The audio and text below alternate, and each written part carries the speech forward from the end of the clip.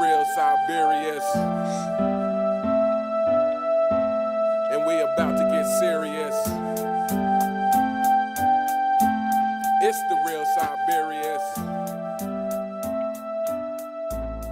making fanboys furious. Welcome everyone to the Wednesday Live. Speam, did you say that Robin is coming? He's just running late. Yeah, he said he's just running a little late. Oh, okay. Hey, no, that's fine. Shout out to everyone. Thank you, AOH and Speam, for being here. Always appreciate doing these guys with you. Because Robin is not here, Speam, if you could do some shout outs while people are starting to pile in, I would appreciate it. Absolutely. Shout out to Robin for being late, making me do this.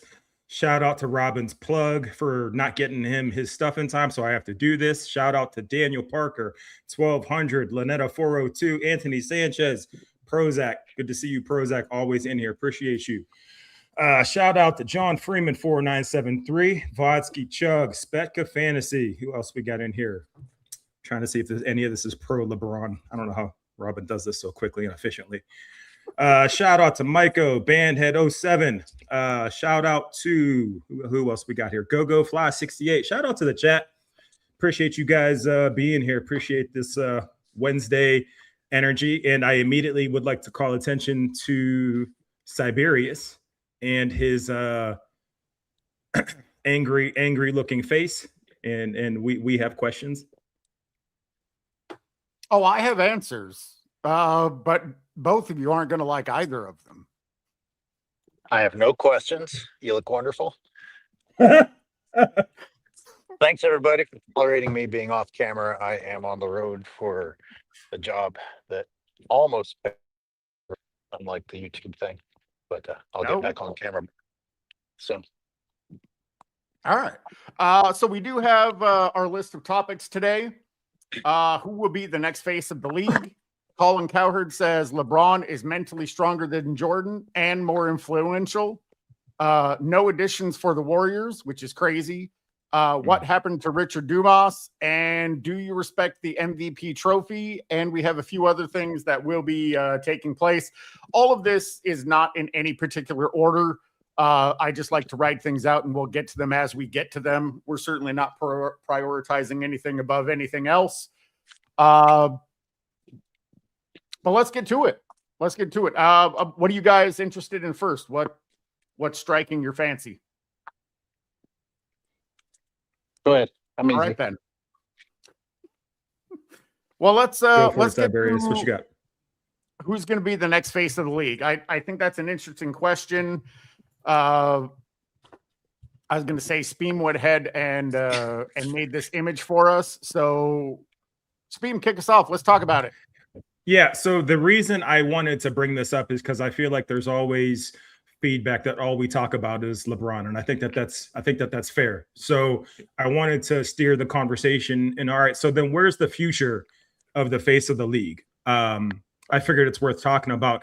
I know that we always talk about Victor Wembanyama and SGA, and I know that those are like the two names thrust down our faces, thrust down our throat every day, right? In terms of basketball fans, but there's a couple of their names in this graphic where I'm thinking to myself, why is there no push for these players? I think Anthony Edwards isn't talked about enough as being, pushed towards the face of the league. And I figure a name like that, or a name like Donovan Mitchell, I wanted to just kind of talk about it a little bit. Because Lord knows that, ESPN doesn't. No, not at all. I'm going to be honest. My initial thought is Victor Wembanyama. I was going to say even though he got gentleman swept in the finals, they're still glazing him like he's something special. He's never, ever going to play 82 games in his career. They're just going to completely gloss over that fact. The fact that he's riddled with injuries, that he's done cheap shit and cowardly things, like not shaking hands, walking out on interviews. Despite all of those, they just always seem to stand behind somebody that has an abundance of negatives behind them, and then they just gloss over all of that.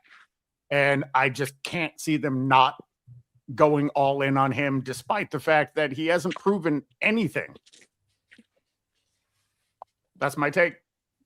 And not for nothing, I intentionally left Brunson off this list because, you know, he is the most important player on the team that just won a championship, and he's not talked about. Actually, no, I should say he should be in the dark horse section of this. I apologize for leaving him off, but for some odd reason, it didn't even come across bringing him up. But Brunson, you know, he should be on here. True. I mean, I don't think ESPN would ever go for that. Like I think he's probably the most rightful to it, and he's done admirable things that even people have kind of spit in his face for. I was going to add it to the channel, but then I completely forgot. Somebody was knocking him for taking less money. Carmelo Anthony was just knocking him. Yeah. I was going to say It was Carmelo. Melo. And that's crazy. I can't even understand that logic. But I also don't like Carmelo, so it fits. Robin's here too. Robin, I see you try to get a word in, I think. No, once again, shout out to you guys. I was listening to what you guys were saying. I don't even know what you guys were talking about necessarily. You talking about the face of the league? Yeah. Correct. Yeah. Who do you think it should be? Who do you think they'll make it? Yeah, well, the funny thing is that, you said that, Speam, you said, you don't want to, make it about LeBron James, and people say that, we talk about LeBron James all the time. Well, we say the same thing, the other way, like say, like, we're not only talking about LeBron James all the time, but, everyone's talking about LeBron James, but, the narratives and all the things that we talk about, they continue to create. But when you talk about the face of the league and, how they promote, the other guys, so to speak, again, this is what we've been saying. Why don't they promote these players? Why do the other, the LeBron James fans, why are they the ones that continue to tear down the players? I mean, like I said, think about someone like Russell Westbrook we talked about in the last live show. Like, he's supposed to be one of the great players of that era, right? At the end of his career, but he's supposed to be one of the great players. And then when he plays with LeBron James, he's getting death threats. You have Luka Doncic on this graphic. He's playing with LeBron James barely 2 full seasons, and he has to reinvent himself. The first season he's playing with LeBron James, all of a sudden he's the problem when, like you said, he should be promoted as one of the best players in the league, because that's what he is. So it goes back to the LeBron James fan base, and them always continue to come out here and tear down the past players, tear down the players that can maybe, be the next, LeBron James or the next face of the league, so to speak. And that's part of the problem. Like you said, why doesn't ESPN talk about, remember we used to say, how come they're always talking about the Lakers in the offseason? Why are we talking about the freaking Lakers, man? They're always talking about the Lakers. All the Lakers, what are they going to do for LeBron James? We always said, you have Steph Curry at the top of this. How many times have we said, is Steph Curry going to get some help in the offseason? Steph Curry don't get no help. How much help has Steph Curry got this offseason? Even though he's been in the league for 1 billion years now, LeBron James continues to get all the help, and they promote that. But Steph Curry got his hands out. He got his arms out. Can I get some help? AOH, what are your thoughts? I'm glad that Robin brought up LeBron first, because Speam tried to make us look bad by saying we shouldn't bring him up. But Don't do that. My exact point is that if they kept promoting LeBron last year, as shitty as he was, why would they not promote him this year? I mean, they're already talking about him being the missing piece in Philly, even though he's riding the bus on a level he's never ridden the bus. They're talking about him as a bus rider, going back into the GOAT conversation because he's in Philly. Look, they're keeping the focus on LeBron James. I'm not sure why everybody thinks that they are moving on from LeBron James as the face of the league. And my other point is the point I make every time we bring this shit up.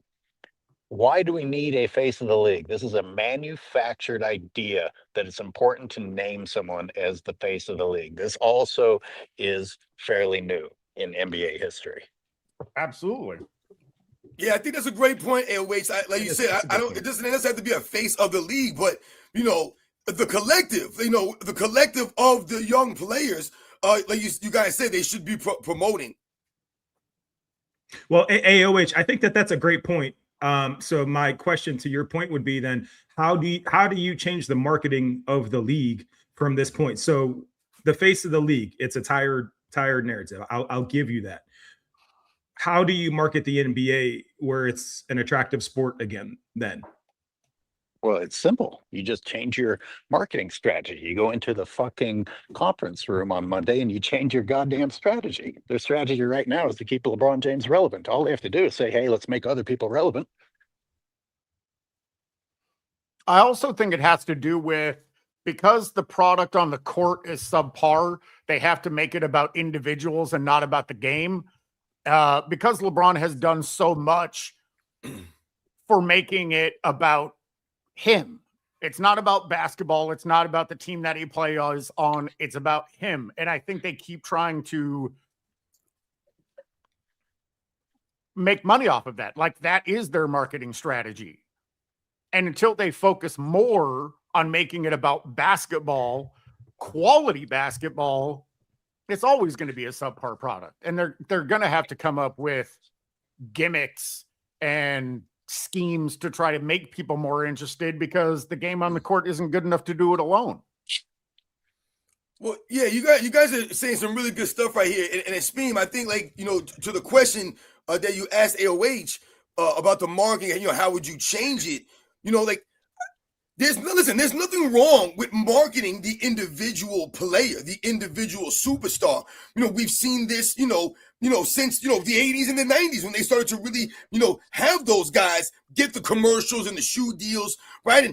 But the thing is that we always talked about, those guys had the personalities to go with the advertisements. So not only did you have game, you had personality. These guys had charisma. You know, to me, you had better personality. So like you were saying before, you know, you don't even have to necessarily market the games of some of the players, but, you know, do they have the personalities for you to really get behind?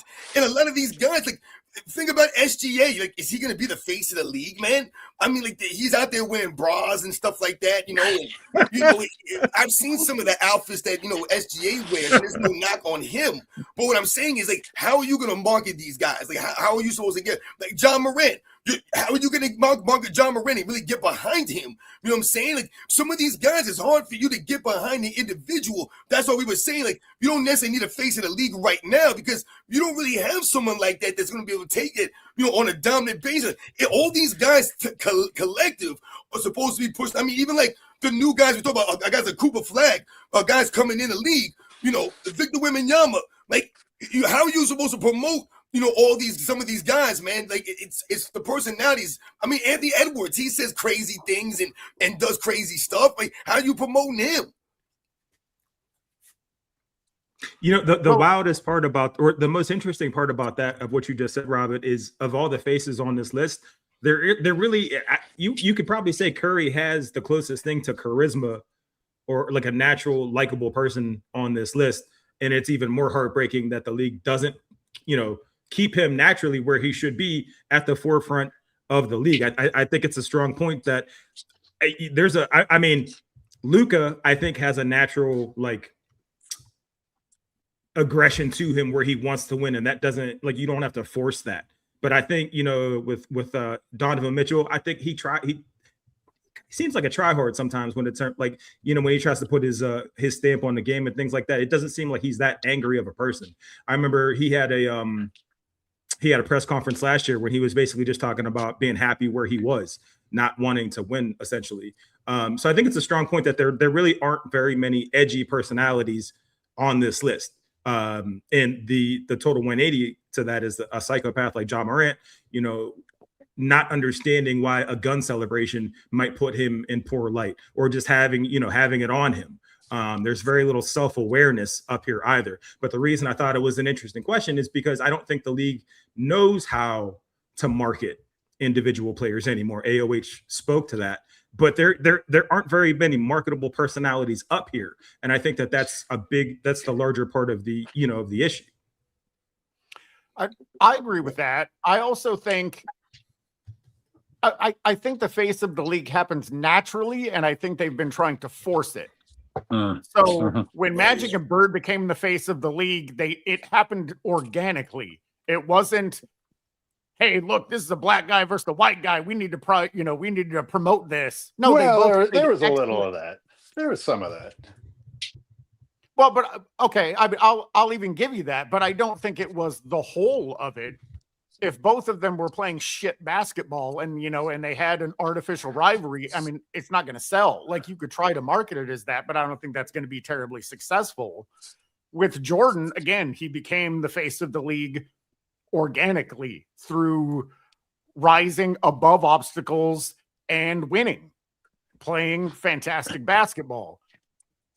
I mean, you know, Kobe should have been the face of the league, but that's not the road that they took, and for, you know, for a myriad of reasons. But ever since Kobe, it just doesn't make any sense. For decent reasons. Well, I mean, you know, you make a valid point, though, about, you know, things happening, you know, organically. And we talk a lot of times about a lot of these things, you know, not really being, you know, or LeBron James himself, his fans, they're not really authentic. They're not original, these people. They're not creative at all. So, again, this goes to part of, you know, the way the NBA's been going down the last 10 years or so, you know, and you see some of the players, and we think about some of the players, you know, like, are they original? Are they creative? Like I said, I mean, if you think about, you know, like I said, I hate to, you know, be, you know, the people and be the, you know, oh, yeah, you guys are always giving credit to back in the day. But, I mean, think about, I mean, the facts of the matter, though. You see someone like Charles Barkley now. Yo, Charles Barkley back in the 90s, man, he was marketable. Like, if you dropped his personality in the league right now, regardless of how great you thought he might be in comparison to other great players, he would easily be the best personality, the biggest personality. He would be the most marketable player in the league, bar none, just because of everything that he brings to the game, the charisma of him.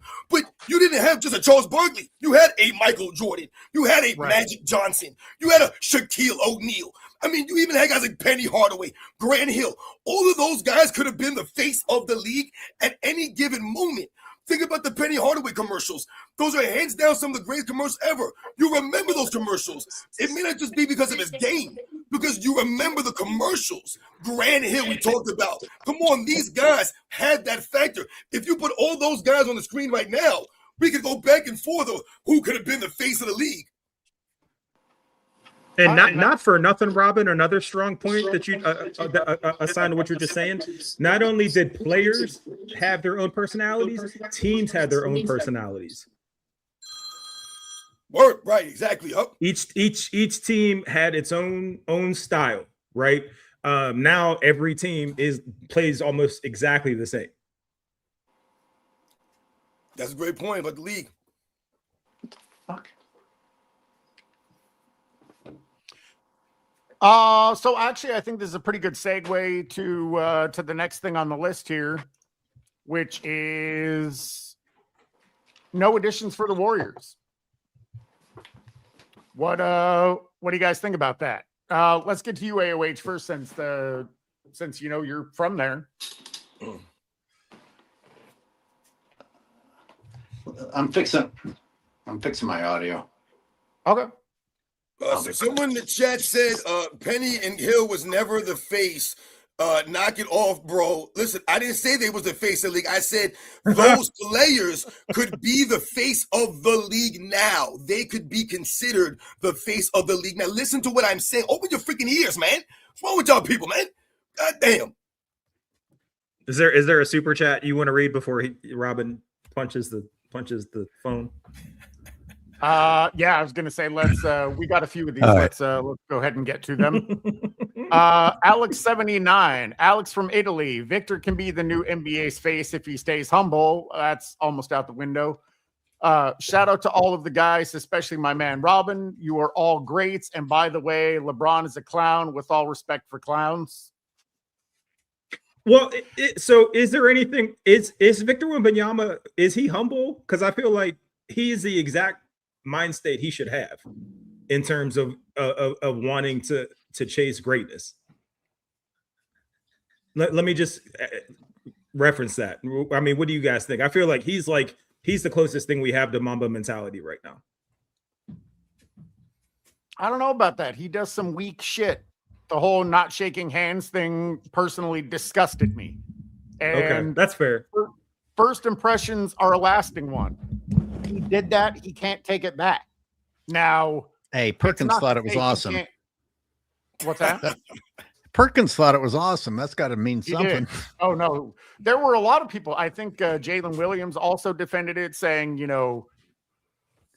shaking hands is for kids. I know, Robin, you talked about that in one of your videos about, we're holding 8-year-olds to a higher standard than we hold NBA professionals yeah, to. we talked about that. Right. And yeah, that's pretty fucking ridiculous. Walking out of an interview, like, that's just things that Jordan wouldn't have done. That's things that Magic or Bird wouldn't have done. So I hold my standard too high. Maybe that's my problem. But I look at what past greats did, the level of integrity that they did it with, the level of composure that they did it with. And if you can't do it at that same standard, I'm sorry, I'm never going to include you at that same level. I mean, listen, I like Victor Wembanyama, and I think he could be, like you said, the best player in the league, and the up and coming superstar in the NBA, no doubt about it. And when you talk about staying humble, shout out to Alex for coming through from Italy. Shout out to everybody in Italy out there. Like you said, the whole not shaking hands thing. Also, remember he didn't do the press conference after the game. He ducked out, in one of the playoff games and stuff like that. So. Even some of the ways, that you watched him go about his business during the NBA Finals, some of the interaction on the court, like you said, it came across to me a bit arrogant. And like I said, he's young, whatever. But, see, the thing, like, you just mentioned, Cyberius, interesting, the standard, right? Maybe you said maybe my standards are too high. And I think that's probably what the problem is for a lot of the quote unquote old heads now. Because like I said, we've grown up now and we're looking at things through a lens of an adult. And when we look at some of these players, I mean, that's the problem with LeBron James. You look at some of these guys, they're supposed to be adults now. So they're supposed to have gone through that growth the way that we have. And we look at things differently now. You grow. You hope to grow. That's the whole point of freaking life is you hope to grow. You learn from the mistakes so that you can progress in life, right? Okay. Well, with that in mind, guys ain't doing that stuff. Let me present a question to you guys with what Robin said in mind. Can you hear me okay? I switched my microphone. Yeah, you sound good. Okay. Can we agree that we were a little bit surprised by Wemby not shaking hands? Like, didn't we expect better behavior from him? Like, we at least expected something better from him. Now, with other people, you wouldn't be surprised by that at all. So maybe it was a mistake. Maybe he's a mixture of passion and immaturity, and he's got some growing to do. But I wouldn't be shocked if Wemby actually said, you know what, that was a mistake. I should have. That's the thing. Like, maybe there's probably some, I would say that there's still some hope for him. He's made mistakes. He's made mistakes. And my God, I think Cyberius has noted every single one of them because we have, but that's because we have some hope and some expectations for him. And anything that comes up short of that is disappointing. But that doesn't mean that doesn't mean that they're no longer a possibility for the face. But yeah, listen, it's not like any of us would ever say we think it was a good move. It was a very disappointing thing for him to do. It sounds like you're describing somebody taking accountability. And if what are the odds? So what are the odds right now with Wemby still being a child of him taking accountability? If you had to put your next month's rent on it, who would you bet on to take accountability next? Wemby or LeBron James? Oh, well, it's going to be the other person, no matter who you say. They could be dead in the ground, and I'm going to think they're going to take accountability. Yeah, any being in existence, like, it doesn't matter where it is on the food chain. And yet, LeBron James enjoyed the luxury of being the face of the league all these years, while he still is who we would put our money on throwing someone under the rug, not taking accountability, talking shit about people, not showing up to the All-Star game. I mean, the list of being a disrespectful piece of crap goes down into the Marianas Trench, and yet he was the face of the league. Listen, this goes back to what I said before. The face of the league is manufactured. Human beings are sheep, and if they come up with a marketing package that tells you to like somebody, you're going to, because you're fucking dumb. That's true. Not you guys, but look, if the fact that we have LeBron James fans proves that the human race has a lot of fucking dumb people. Now, I do want to clarify. I'm glad Robin. I'm glad Robin's here. My one man support crew. No, there's no argument to that. There's no comment. No, to any of I have no all I argument. can do is agree. The point that I'm going to make has nothing to do with you. It has to do with me. It's not to say he can't redeem himself. I've done stupid shit in my life that I have had to acknowledge and try to atone for. And if he does, then absolutely I can respect that behavior. But until he does, he can go fuck himself. And that's just the way that I look at it. I was going to say it's fine to make mistakes. That's part of life. That's part of growth. But without acknowledgement, without apology, without accountability, well, then you stand on what you said. I got a question for you guys. Who was the face of the league in 93, 94? I mean, it wasn't Jordan. Well, he wasn't playing. Maybe it still was, despite him I not couldn't playing. tell you. I mean, listen, Yeah, I would you say it was could- probably like I couldn't tell Shaquille you. O'Neal, I you couldn't know, tell somebody like that. Like I said, you could say maybe it was Charles Barkley, but like you said, now you're talking about the collective. So that's a great point. Right. And to Well, the it's person, just like the person who scoring tried title to, thing. Nobody gave a shit about it before LeBron. yeah, you either No enjoyed different. who was out there or you didn't. And Yeah. Robin's point earlier that there was a lot of charismatic people out there. And you people who create an argument by claiming someone said something that they didn't just prove that you didn't have an argument in the first place. He never even came close to saying that Penny Hardaway was the face of the fucking league. He gave a list of people who were charismatic and who were marketable. And I remember it being a big deal that Shaq was so marketable. And that was while Jordan was Yeah. playing. There's no way that anyone was going to say that Shaq was the face of the league while Jordan was playing, but he sure was marketable. Yeah. You guys remember Actually- Grant Hill got more All-Star votes than Michael Jordan during that second three-peat during one of those seasons. So when you talk about, you know, how popular a lot of these guys were, you know, this is part of the reason why people say, oh, if Grant Hill didn't have the injuries or if Penny Hardaway didn't have the injuries, all right, that's part of the reason why. It wasn't just their games. These guys had legit charisma, legit personalities. Like I said, their commercials were legit, man. Like I said, when people talk about the LeBron James and the Kobe Bryant dolls, that originated with Penny Hardaway, guys. That was the doll, man. That was what we all remembered. That was some funny stuff right there. Grant Hill's commercials. You still thought those were remember dumb. those commercials. This is what we're talking about here. Let's get to a few of these supers real quick. I don't want to get too far behind.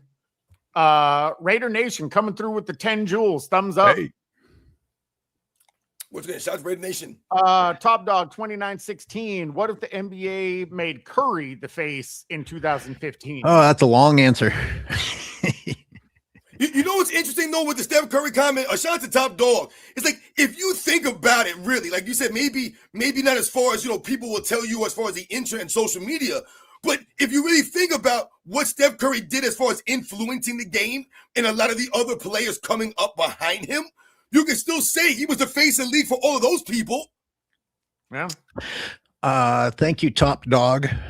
Good question, because how many what ifs could you come up with here? Like I would say LeBron James isn't allowed to have a rigged NBA Finals in 2016. LeBron James disappears way earlier on. They're not doing all of these things to keep LeBron James relevant. There isn't a phone call to the commissioner and a late assessed suspension. You actually call LeBron James for all the fouls that he committed on Curry. You give LeBron James a suspension for stepping over Draymond Green. I mean, you just remove all the favoritism that LeBron James received, and he stops existing. LeBron James can't exist without favoritism, whereas Curry has existed despite the league being against him. For sure. Yeah. And his team being against him. I mean, the no additions for the Warriors proves that. Like, what are they doing to help him be as successful as possible? Mhm. Again, that's what makes it even more impressive. Undersized guard. With all of this stacked against him, still an undersized guard going in and out of the paint. So you All asked that me stacked against earlier. You asked me earlier, so I'll just say what I was talking about. I was scrolling through all the offseason moves, and every single team, has some names in the additions category. I get to the Warriors, and there's a empty spot there. The only team, you guys. I mean, this is crazy. At this point, you really have to wonder how much of a concerted effort this is against Steph Curry. Like every fucking team in the NBA had a better offseason for the last several seasons than the Warriors. Yeah. Do you still think he finishes his career as a Warrior? Yeah, I don't know. Yeah. I mean, I think he, as much as everybody talks about LeBron and his longevity and all that, I think Curry's got at least another 3 seasons in him playing at a decently high level. I think he has a legit shot. This is a great question to pose everybody because it's hard to say what he should do. When everybody's against you and they won't allow you to succeed, do you move? Do you go somewhere else? But we also really like that he hasn't gone anywhere else. Like, how much differently would you guys look at Curry if he went somewhere else and won? Would it be better? Would it be better or worse? Would it be better or worse?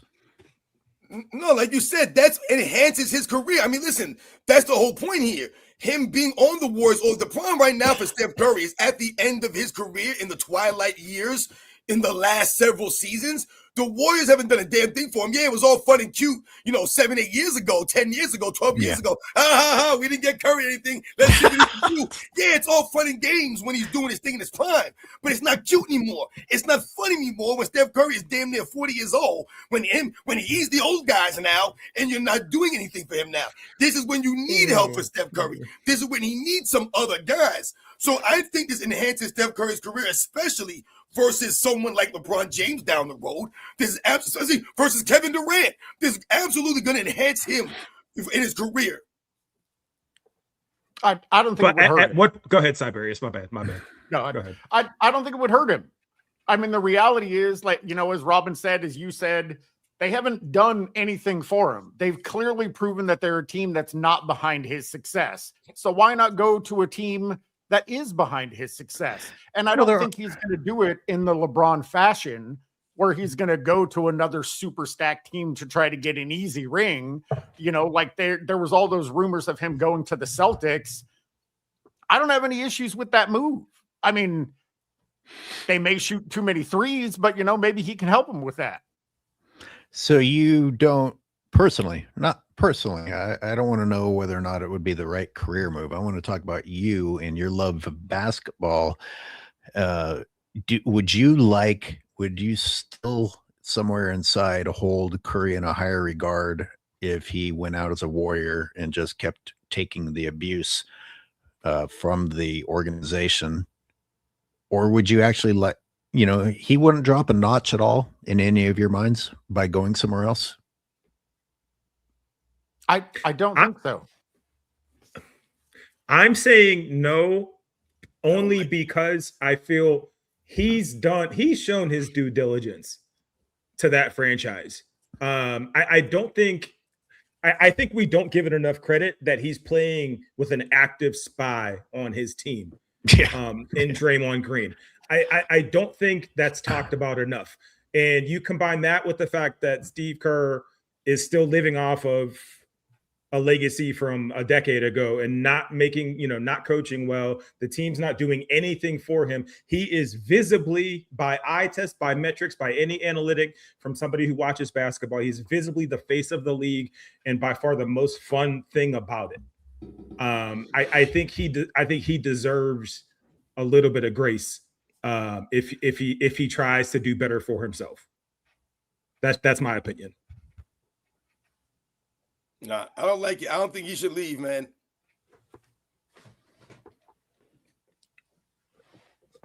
I think that's fair. Good breakdown. Thank you. I think it's to me. He already did it. The bad He already did it. I'm messing with him. Speam was hitting the bong while Robin was talking earlier. I don't know. I don't do that. ever. Well, all right, let me get to a Right few back. more of these supers. Caller Harvey 1985. Honest question. Can the face of the league be declared before a championship? Of course. Of course. I mean, I think it's happened, throughout the history of the game. So yeah, I think it can be. Like a lot of unlikable people have won the championship. There's still somebody with more charisma. Like Yeah. there've been non-charismatic champions, I'm assuming. Who's the most Who is even uncharismatic champion? charismatic in the league? Who That's funny. We is just asked complete 180 questions. who is charismatic? Yeah, in the league now. I mean, really, there's no personality in the league at all. Like that's one of the biggest problems. I mean, they Unless it's got a shitty one. personalities, but they goofy as hell.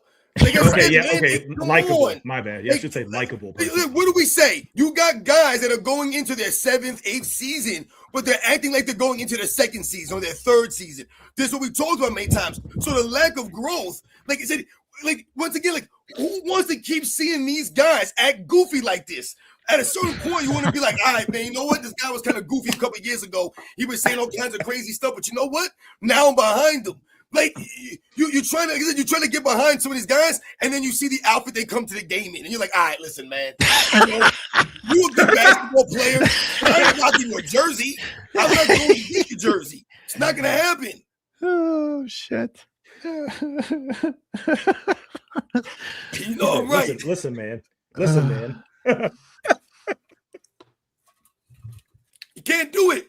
You ain't listen. If my favorite player comes to the arena with a purse hanging over him, I'm done after that.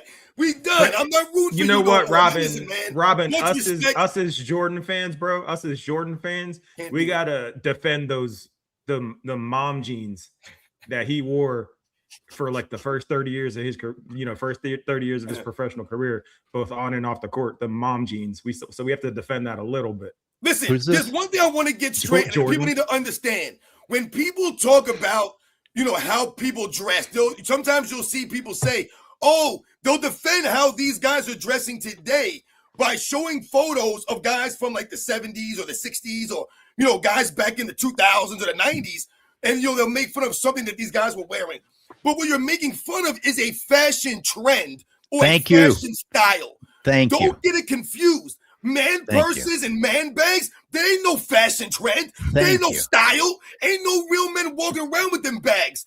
Ain't no men walking around with them tight-ass pants on, them skinny jeans and these high-water pants with their ankles hanging out all the damn time, wearing thong sandals. Those are not fashion trends. This is Those great. are not This is fashion fantastic. styles for men. Those are fashion styles for women, y'all.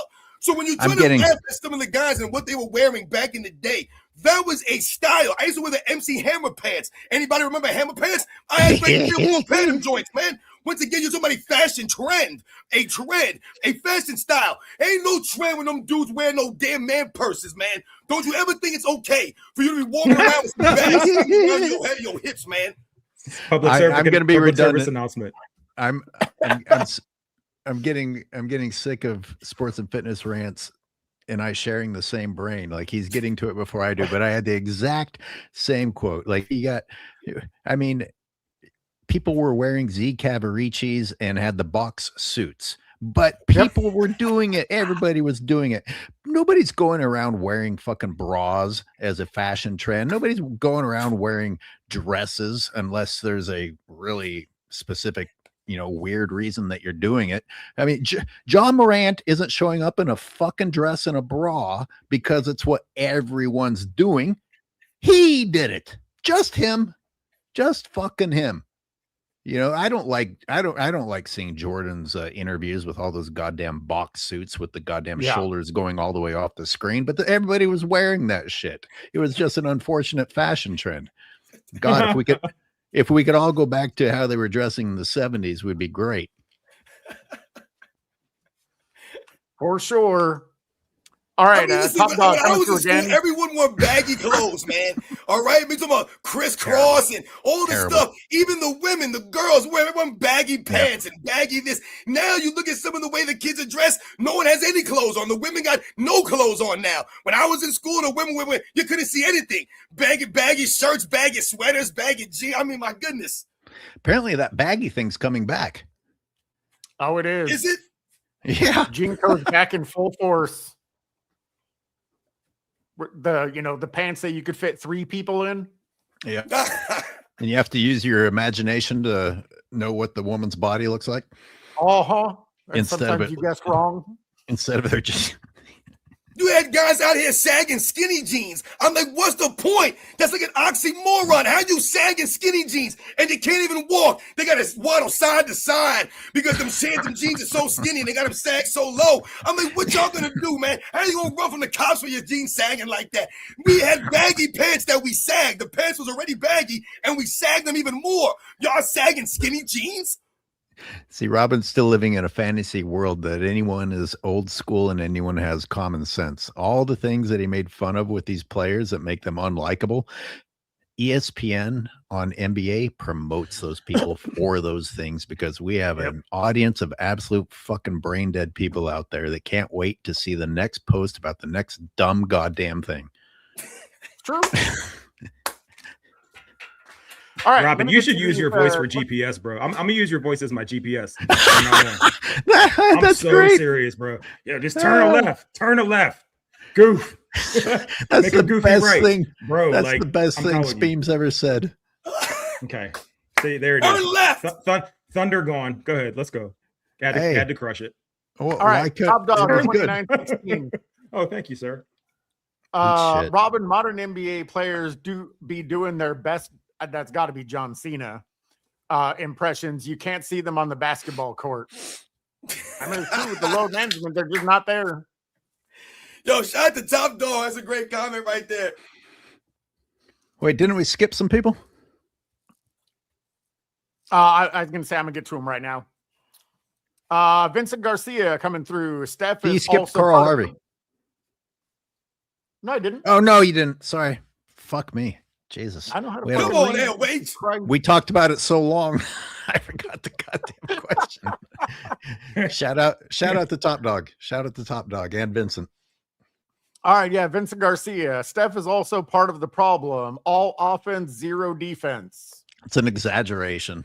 It's not great. I don't think he It's plays not zero. defense. Just you know what, Vincent, don't do what LeBron fans do and go overboard. He's never going to go down as a great defender, but it's not 0 defense. It's just not true. Okay. Phantom Black 94. Most impressive thing about Steph to me is how injury prone players don't usually recover. And we go, what if? Steph is like a what if that actually managed to show us. Great That's comment. a fantastic comment. A shout out to Mhm. Phantom Black. I actually wanted to mention that, and I did not. So shout out to you for bringing that up because that was part of Steph Curry's story, man. When he first came in the league, people were concerned about his ankles, all these issues that he may have to deal with. So that's a great point about he actually turned a what if scenario into what he actually did accomplish. Absolutely. Organically, All right. by the way, with no real quick, organically, by the way, no marketing machine behind him, just made all the right choices with his Yeah. health, with his skill, just everything about Steph Curry is like one of the coolest comeback stories in modern sports, and it'll never get talked about. And it's a shame that it won't get talked about because Yeah. it deserves merit. Like, how many other guys can you name that did it? None. And this is coming from None. somebody that doesn't like him. Right, the promotion. We talk about the promotion, the lack of promotion. If LeBron James would have had ankle issues or some kind of foot problems coming into the NBA, they would have been like, man, he had to overcome all these obstacles to come in the league and dominate the way he did. But for someone like Steph Curry, who had legit concerns, who had legit issues, and was able to, overcome these things, they said training, working on his game, the ball handling, all this stuff, the work that he puts in. It's funny when people tell me, and you'll see people, they'll post videos, and they'll be like, oh, man, look at LeBron James and Tyrese Maxey. They're already in the gym working on their games. Oh I my laugh God. when I see a lot of these videos, man. It was similar to when I saw the Ben Simmons video from some years back, and they're like, oh, look at Ben Simmons, man. He's working on that three-point shot. And they show a video of Ben Simmons knocking down like 3 or 4 threes in a row in an empty gym with nobody on him, man. I'm like, come on, man. Listen, you guys are, at the end of the day, these guys are NBA freaking basketball players, man. That's part of the reason why we laugh when LeBron James goes to China in an open gym and he's there with no one playing defense against him. He's out there supposed to be having a good time. He's one of the greatest basketball players of all time, and we watch that man not miss, not 1 or 2, 3, 4, 5, or 6. This man proceeded to miss 11 straight shots. Guys, these are professional basketball players. Guys, I used to play in a rec league, man. I played in a rec league, man, for many I years. can't miss 11 if I'm trying to. I played in a rec league. There was a guy that was in the rec league that played professional basketball overseas, not in the NBA, overseas. And he played in the rec league. Guys, this man never missed an open shot. I don't think I ever saw him miss a shot. And he was nowhere supposed to be LeBron James. So when you see these guys and all this stuff that we see, you can't go to an empty gym and just knock down a couple of jumpers, man. That is a great point. It's always astonishing to see how much better people are than we've ever even imagined. Like people who can't make the NBA and are doing other things. It's just like mind blowing. It's like, Jesus, you don't miss. Yeah. And Jeremy Jones. Excuse me. Jeremy Jones coming through. Could a guy with a Jerry curl be the face of the league? Food for thought. Who are you referring Who's that to? in reference to? Yeah. I don't know. Don't Jerry curl me. I got a legit fro. Maybe Rick, oh. was Rick Fox? Rick Fox, is that a Jerry curl? Oh God! I mean, he was shining like he had one was of the doing best curls Soul in the Glow. business. I mean, his hair was Kendall shining. Gill had a really good curl. Michael Cage had a really good S curl, man. Michael Cage, man, had like that Keith Sweat curl going on. Shout out to Michael Cage in the S curl that he had rocking. Dominique Wilkins actually had a really good S curl. So shout out to Dominique Wilkins. So at the 47-minute mark, we are going to go down this topic just so I can remember. Hey, don't get mad because you're bald. Well, because it can't. had nothing to do with me being bald. I just, are we going to sit here and talk about Soul Glow for how long are we doing that? That's definitely a hair jealousy comment. Walter Payne had a really good curl. Bald and proud, so bald and proud. Yes, he did. Yeah, shout out to the girls, man. You know what I'm saying? We used to talk about that S curl kid. Back when I had hair, when I was in the military, especially, man, I came across a lot of different people from a lot of different parts of the country. And, everyone had their own, spin on how they would do their hair and the products they would use. And they put me on to a lot of these hair products, man. And I tell you, goddamn, man. I mean, they have a whole damn, you don't even, it's like going to the store and trying to get a ketchup, man. I mean, it's all kinds of stuff there. Get a ketchup. You can't just buy ketchup now. There's all kinds of ketchup. You buy Heinz ketchup. If you're smart, you buy Heinz ketchup and you move on with your day. Buy Aunt And Jemima they got like 10 ketchup. different Heinz. Yeah, Cyberius, save us, man. What are we doing? All right. Al Sabat asks, Speam, how can I find your channel? What's the official name? I dropped it in the comments. Yeah, thank you, but you know what? Speam, you have to change the name. Here, It's impossible to find. that's what everybody keeps saying. I'll fix it. Yeah, it's the wrong combination of words. It always Also gives you. It'll always give you a documentary about a steam engine. It never shows you, dude. Even if I spell it correctly. Okay. I'm trying to give you appreciate advice. that. I'm not talking shit. I appreciate it. I know you're not. I'm gonna fix it. It's also. Well, no, it's I got to be honest. So, I mean, It's also a terrible name. year and a half, 2 years ago, when I used to watch these lives, every time you said your name, whatever nature trail you're on AOH, I'm not saying Beam all over my engine. I'm not saying I'm saying you hope you fall directly off the nature trail, but I don't know. Just maybe get lost. Don't make it home. Keep going, Cyberius. What was wrong with energy? Not Richard Jefferson. I forgot it because I'm not incorporating that man's name into anything that has to do with me. Yeah, nevertheless, we need a a constant reminder. I mean, you look and sound like that guy. That's not true. That's all I get is steam engine. That's crazy.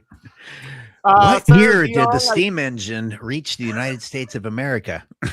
That's not what it says. There's no video that says that on YouTube. I promise you. No, Wow. I think we actually invented that.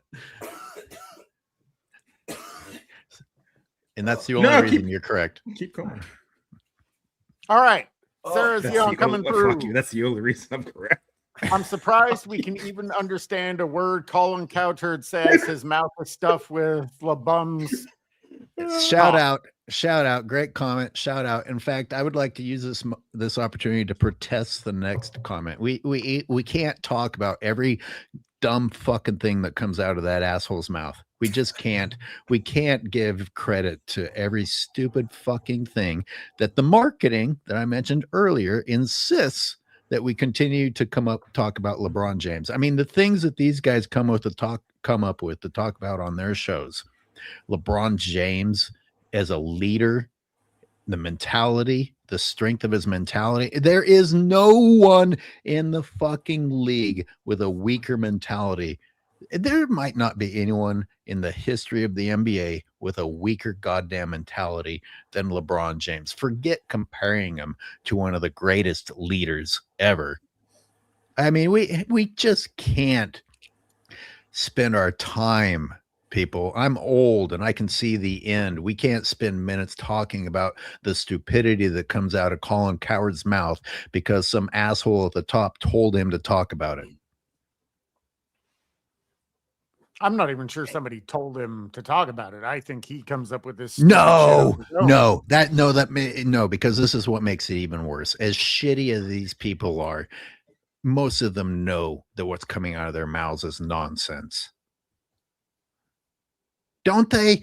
Come on, they watched it. Their jobs were to comment on basketball, and at one point in time, that actually included them watching the game. They know better. They have to. They have to. I mean, sometimes I think that a lot of these guys are under the impression that promoting LeBron James in a positive way, or what's perceived as a positive way, is somehow in turn uplifting the NBA overall. And yet that might sound like, you know, a good idea in theory. You're promoting the game's best player. You're promoting the face of the league, right? And, you know, you're putting him in a good light. You're putting him up. So that would be propping up the league. The problem has always been, like we said, in order for them to do a lot of this stuff, they have to create narrative. So what you're talking about there, AOH, is narrative, because like I said, Colin Cowherd knows better, but he won't give you the full version of the truth. So a lot of the comments that Colin Cowherd makes, a lot of these guys make, they don't give you the full truth. They give you half truths. They give you what they perceive as the truth, what they want you to hear, what they want you to know. So we talk about a lot of this stuff with LeBron James, man. It's not just about him, but about how they promote him. How do they lift him up? They lift him up by tearing down the other guys. You know, we laughed about something like JJ Redick. Like, I mean, the man just blatantly came on ESPN as soon as he became, you know, one of the new people on there and was like, oh, yeah, those guys, plumbers and taxi cab drivers.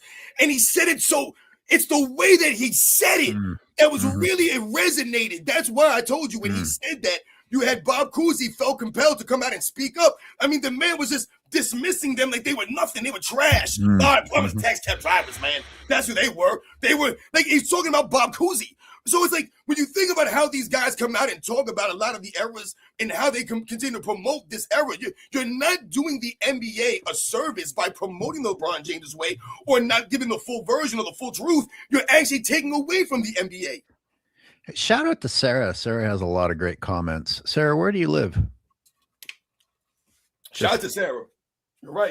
Are you a Bay Area person, or where does Sarah live? We trying to stalk her, man. We trying to stalk Sarah. Sarah, don't tell her nothing. Yeah, I'm saying that's why I'm keeping just in case this ends up on some kind of documentary or something. I'm not saying a word. Yep. Hey, Sarah, just know that whatever plans AOH has, I have nothing to do with it. For the sake of the internet and any department of corrections, I am innocent. I know where most of the good commenters live. She's fairly recent, and yes, there is a special shout out to the female supporters who speak with common sense, which also is going to get me in trouble because that makes it sound like females don't speak with common sense. But we do have the majority of males on here. So shout out to Meg also. Absolutely. I can't remember her full name, but Pink Lady. I was going to say she has some good comments also. Pink Lady Scorpio. All right. All honesty, I was planning on stalking her, but she's in Minnesota, so we can move on. That's This too is- far.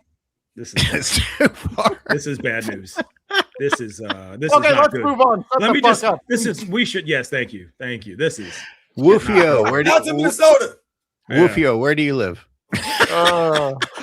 Don't be asking about any. Don't ask any more safe questions now. It's too late. Shout out to New Mexico. I see New Mexico out there. Shout out to you That guys. breed of dog looks right up my alley. All right, Jesus Woofio, they have to make up narratives because it makes up for the lack of skill and mental fortitude these players have. For sure. Amen. Absolutely. And the only reason why I added this Colin Cowherd shit is not because I even give a fuck about it. I don't want to give any weight to it. But I view it as there are absolutely people that watch this garbage and take it as gospel. Mm-hmm. Mm-hmm. Absolutely. And Right. I simply refuse to not at least counter it and say that's not the story. This is the story. People can make of that what the fuck they will, but there are people that will believe it, and I at least have to put on my side. We don't have to talk about it today. I don't care, but No, no, you absolutely have a reason to put it on your list. I just had to go off on how it's impossible for us to keep up with the ridiculous shit that they say. oh, for sure. No, but you're right, Cyberius. It's very, very important. You know, sometimes people ask me the same thing, or people will, leave comments on some of my videos, and, they'll say things like, oh, these people be out here trolling, man, and, they're just doing this, for this, that, or whatever. And it, as if maybe it's a waste of time for maybe me to have done a video or I've talked about a certain topic or a certain, situation that maybe someone, sent me. So I've often told people, sometimes people are requesting these kinds of videos for me to talk about this stuff, but it's never a waste of time when you're setting the record straight, when you're stopping the lies and the narrative. That's never a waste of time. Like I said, a lot of these things that people put out, some of these platforms are huge and they put this nonsense out. So a lot of people are getting, subjected to, whatever they're putting out, their point of view. We talked about some of these guys like Nick Wright and someone like a Colin Cowherd. These guys have hundreds of thousands of fans and people that listen to them, and whatever they say, they take as fact. And oftentimes, if you listen to Nick Wright, he lies a lot. He's incorrect about a lot of things. Even Colin Cowherd, you can tell that Colin Cowherd doesn't know what he's talking about with a lot of this stuff.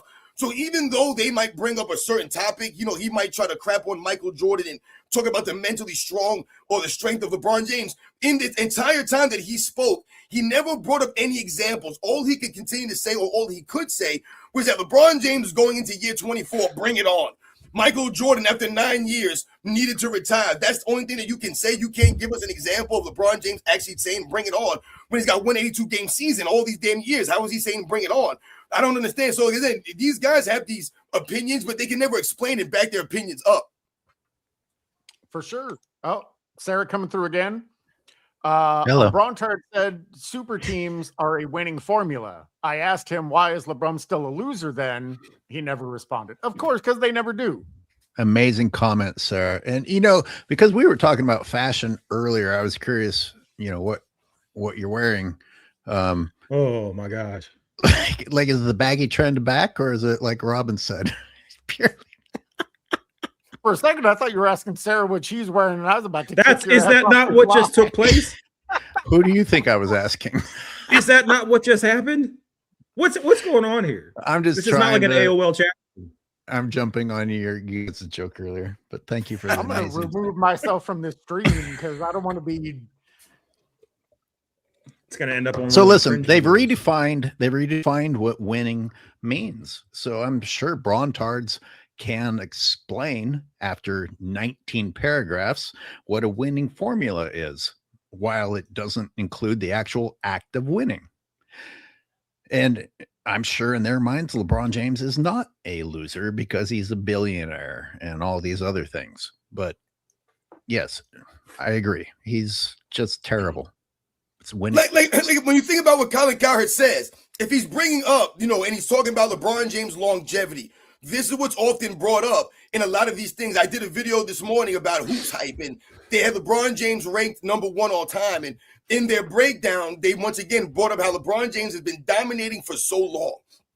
And yet, when you think about LeBron James and what Colin Cowherd's saying, and you talk about, yo, LeBron James has been doing XYZ for all these years. But really, how has LeBron James been able to extend his career? Because LeBron James, once again, took a back seat in other areas. He continued to lollygag on the basketball court, load manage, right? Pick and choose what games he's going to play, when he's going to give effort. So that helped extend his career. But they won't tell you that. Colin Cowherd sit there and tell you, man, LeBron James never gave up. He kept pushing. He kept playing. Michael Jordan stopped. All this stuff. When we saw LeBron James miss all of these games, year after year after year, not play defense year after year after year. Did Michael Jordan lollygag on defense for all these years so he could play 13, 14, maybe 15 years? Did a lot of these guys do? They didn't play that way. They didn't half-ass it. They didn't say, you know what, let me give up now and only play half the game. Let me lollygag out here so I can extend my career. This is what LeBron James did. Dude, you mentioned the word dominate in there, and that's another one that's been redefined. Like they just throw fucking dominate out there. When the fuck and what the fuck is LeBron James dominated? Fast transition points? Transition points? Is that what being a good father, being a great father, being a great husband? What do you mean? What are you asking these crazy questions for? And also not giving up, pushing, keeping up the fight. LeBron waking up at 4:30 in the morning to go to the gym. reason LeBron James has been on as many teams as he has is because of how quickly he gives up. He never leaves those teams at the top. Michael Jordan had the decency to retire when he was at the top both times. LeBron James runs when things are going badly, and he runs not to another challenge, but to a goddamn near guaranteed path to success. That's not a challenge, Colin Cowherd or Max Kellerman. I mean, they're all the same. These fucking people are all the goddamn same now. Well, Robin, one thing that you mentioned, is they've rebranded not getting back on defense. They've rebranded cherry picking. Yeah. He's not cherry picking. He's just saving himself for the next possession. Look, so, Colin Cowherd said like 3 years ago that was smart. He's playing smart. He's playing smarter basketball because of his wisdom. Like not helping your goddamn team because you're old is intelligence. Jesus, I am the smartest. I'm the smartest motherfucker on every court I walk on. Right. I mean, remember he said that the reason why he leaves the games early, remember he addressed, hey man, people be saying that I've been leaving the games early because, I'm a sore loser and I'm this and that. And he addressed it on his podcast. And remember what he said? He said, yeah, I leave the games early because I'm going to get treatment started. I'm doing things that people aren't thinking about. I'm taking myself, I'm thinking a step ahead of everybody else. And the funny thing is, he'll say that he's getting all this treatment. He's staying a step ahead of everything. And then he'll miss all of these games, right? Then he'll miss the next game, right? You'll never play 82 games, but you're doing all this work and all this treatment. That's why I say it doesn't add up. They'll laugh at guys missing games. They always clowned Anthony Davis for missing all these games. Anthony Davis was never celebrated as a workout guy, as a guy that was doing all these things. He wasn't getting all this treatment done. But I've heard many, many players, Austin Reeves, all these guys are in awe of the treatment that LeBron James gets before and after games. They can't believe it. They're like, man, I don't know how he does all this stuff, how he stays in that regimen. And then he'll be out that game. He'll be out for no reason. He'll still be dealing with something that he should have been done with a long time ago. On top of not only having the Wolverine healing factors and seeing the LeBron James feet, having all these doctors, still missing all these games.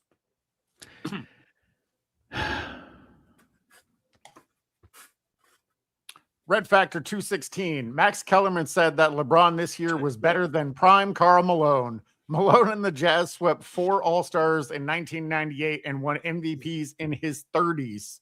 Mm-hmm. Yeah. 2 MVPs Red in Factor. 30, wasn't it?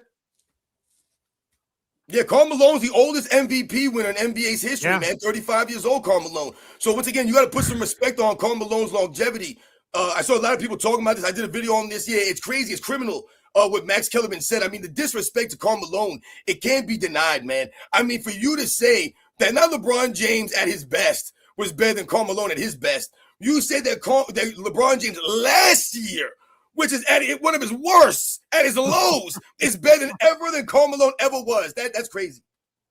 Are you guys most disappointed by Max Kellerman in terms of sports analysts that you think would be better than how they're operating. Because when he sat across from Stephen A. Smith, I enjoyed what dude was saying, because he at least provided some arguments to Stephen A. And I felt like he was a fairly reasonable kind of 180. But hearing him now, it's like listening to a clone, and it's disappointing because of all of these. We talked about Charles Barkley and how disappointed we are in him. Of all these analysts, I expected better from him. Like he came from a time where people don't, sell out like he has appeared to. So I think I might be most disappointed in him in terms of analysts, just kind of based on this conversation. Well, no, I would agree with that, because he's completely flipped. I mean, he at least offers a modicum of pushback. He used to have relatively intelligent things to say. Now he's gone completely off the rails and just says whatever they want him to say. Right. Because I don't think that's what he thinks, because occasionally the things that he genuinely thinks slip through. Like I did a video recently where him and Rich Paul were talking about, LeBron having 4 MVP careers, and I don't even want to get into that shit. But gross. He said on the, they were talking about, one of his MVP careers was on the Heat. Well, but he didn't play long enough. He only played there for 4 years. And Max Kellerman was the one that pointed it out. I was going to say, so it's just his real thoughts that slip through occasionally that you'll let he doesn't agree with any of the shit that he's saying. He says it because they either literally handed him a script with, key words and key phrases that he needs to shoehorn into the conversation, or, it's literally what he's paid to do now. And and it's hard to counteract that argument, because he went from at least reasonable to completely irrational. How else do you explain that? People don't change that much. Mm-hmm.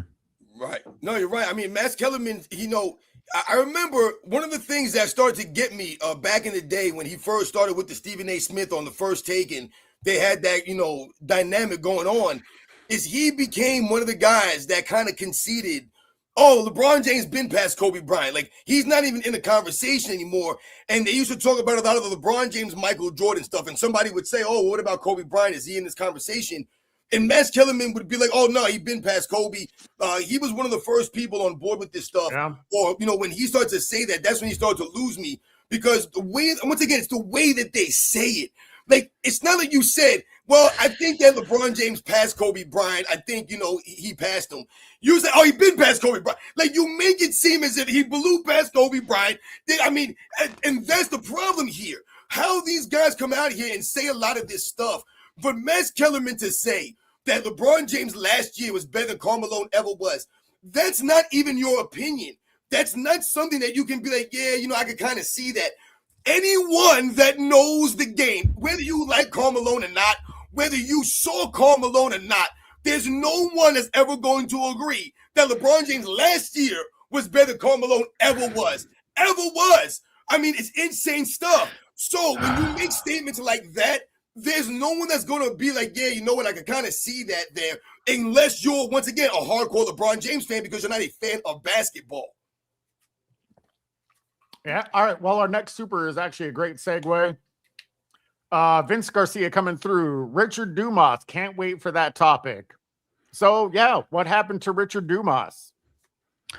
This is actually going to be brief because I know what the answer is. But I was watching. I've been watching the 93 finals because I'm trying to upscale them and then release them to YouTube for people to watch them in a higher quality.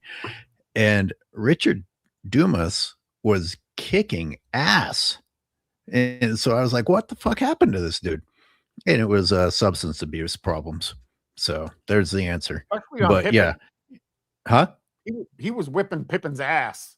He was whipping everybody. He was, maybe I just happened to watch the games that he was at his best, but like this dude was like in his first or second year. And so was Oliver, one of their big men who couldn't keep his weight under control. Like Oliver fluctuated from 270 to 380. But both of these Wow. guys in the game I was watching was like, Jesus, why don't I know more about these guys? They were killing it. And well, the answers are not complicated. Yeah. No, they're not. He got suspended a lot too, didn't he? For substance abuse and for. Yeah. And as Pink Lady Scorpio says, Richard Dumas is better than Labalco. What do you think, Pink Lady, about the baggy clothing fashion trend versus the painting on your clothing fashion trend?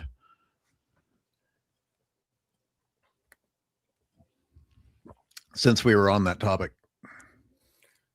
You know, the Richard Dumas thing is interesting that you guys brought him up. That's a name that you don't really, hear much. And No. you guys, you talked about him in the 93 finals. That's pretty much like the high of his Yeah, career pretty much. when he was putting on, and doing some of these things in that series. Like you said, going against Scottie Pippen in the Chicago Bulls. He showed a lot of flashes, and he was very young during that series. But during that series, he also showed that, there's something wrong with this dude. And like some of the ways the erratic. Like, you remember this? Someone like Richard Dumas. Like I said, it's crazy when you think, and like I said, it's sad when you think about some of these guys. I mean, you might even know a guy from your school, that maybe could have made the NBA or the NFL or Major League Baseball, whatever it is. Maybe you knew a kid, maybe you were that kid, maybe you were that person that, you had this talent, you had, this opportunity, and something like this happened. We talk about, or people mention Len Bias a lot of times in a lot of these conversations of the what if scenarios. And if you really look into his story, which I have, it's actually more sad than you might even think. It's actually more tragic than you might even remember. And, like I said, man, there's a lot of people that got stories like this. Or you can say maybe someone in your family that's jacked up on drugs or, had alcohol problems or whatever it is, man. So it's like I said, Speam does. Sad when you think about someone like. I was gonna say, why are you laughing at that? I mean, Why are you laughing at this? Well, AOH, he it's what happens when when you talk about serious things, the people laugh because they can't see you getting beat, man. But man, like I said, it's crazy, what Richard Dumas could have done. It is sad. It's sad. It's sad. Absolutely sad. Shout out to Basketball Show in the chat. Hello, Basketball Show. Yo, shout out to the Basketball Show, man. Thank you for coming through. My man, you guys know the Basketball Show. He be putting out that good content, man, for real. Well, actually, so I made a video about this yesterday, but I'm really curious what you guys think. Do you guys respect the modern NBA winners? In my video, I was highlighting from 2010 to 2026. Well, Joel Embiid performed terribly right after he received the Pity Award, and I've barely given it any thought to the MVP since then. I mean, you really can't. I mean, he played 66 games and won an MVP. The fact that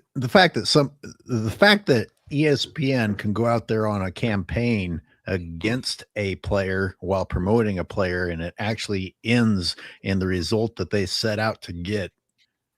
Jesus. That's you're referring to Kendrick Perkins' little diatribe, right? When he and made a you can leave. Listen, let's not make this about Kendrick Perkins's race part.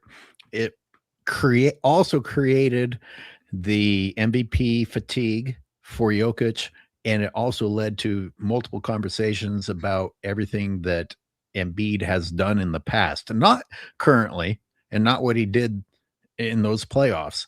He got it anyway because people had been convinced that somehow he'd accumulated enough to deserve something that you couldn't see in front of your fucking eyes right when he was given it. There's an interesting question about respecting the MVPs. You said what, since about 2010, you said, Cyberius? That's what I said, yeah. Yeah, that's really interesting because, I've talked about some of the standards, and I think we could go back to that word standard and how the MVP standard has been changed and lowered. Let's not forget that back in the day, up until 1980, the players voted on the MVP trophy. So, the MVP winners back in the 60s or the 70s, they were voted on by their contemporaries. So I respect the players voting on the MVP trophy, whoever they feel is the MVP of the league. when it went over to the media, the coaches, doing the voting for the MVPs, that's when you start to talk about standards. What was the standard usually for the MVP winner?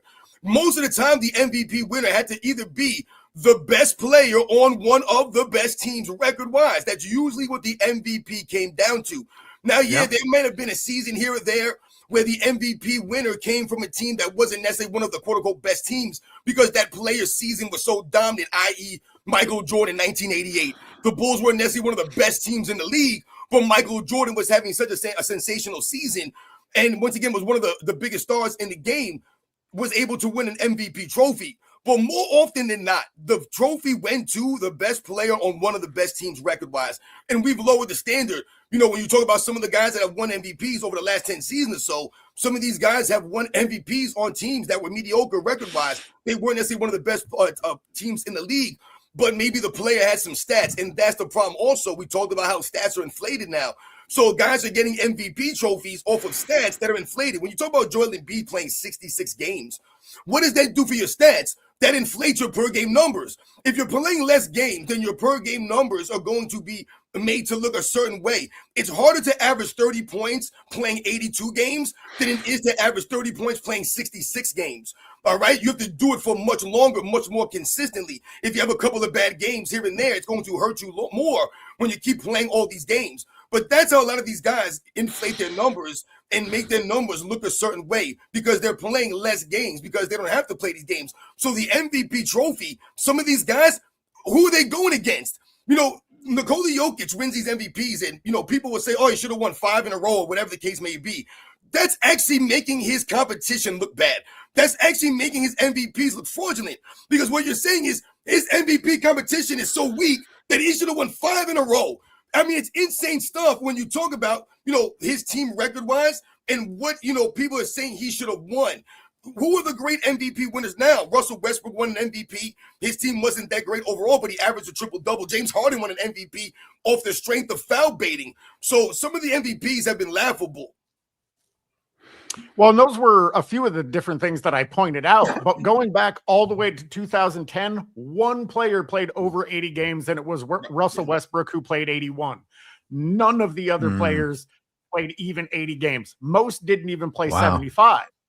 And the contrast to that is Jordan won 5 MVPs, played 82 games for 4 of them, played 80 games for 1. Right. And that's another great What year point. did they institute the 65-game rule to win an award? What year was that? 2023, I think. Yeah, I think it was something around there.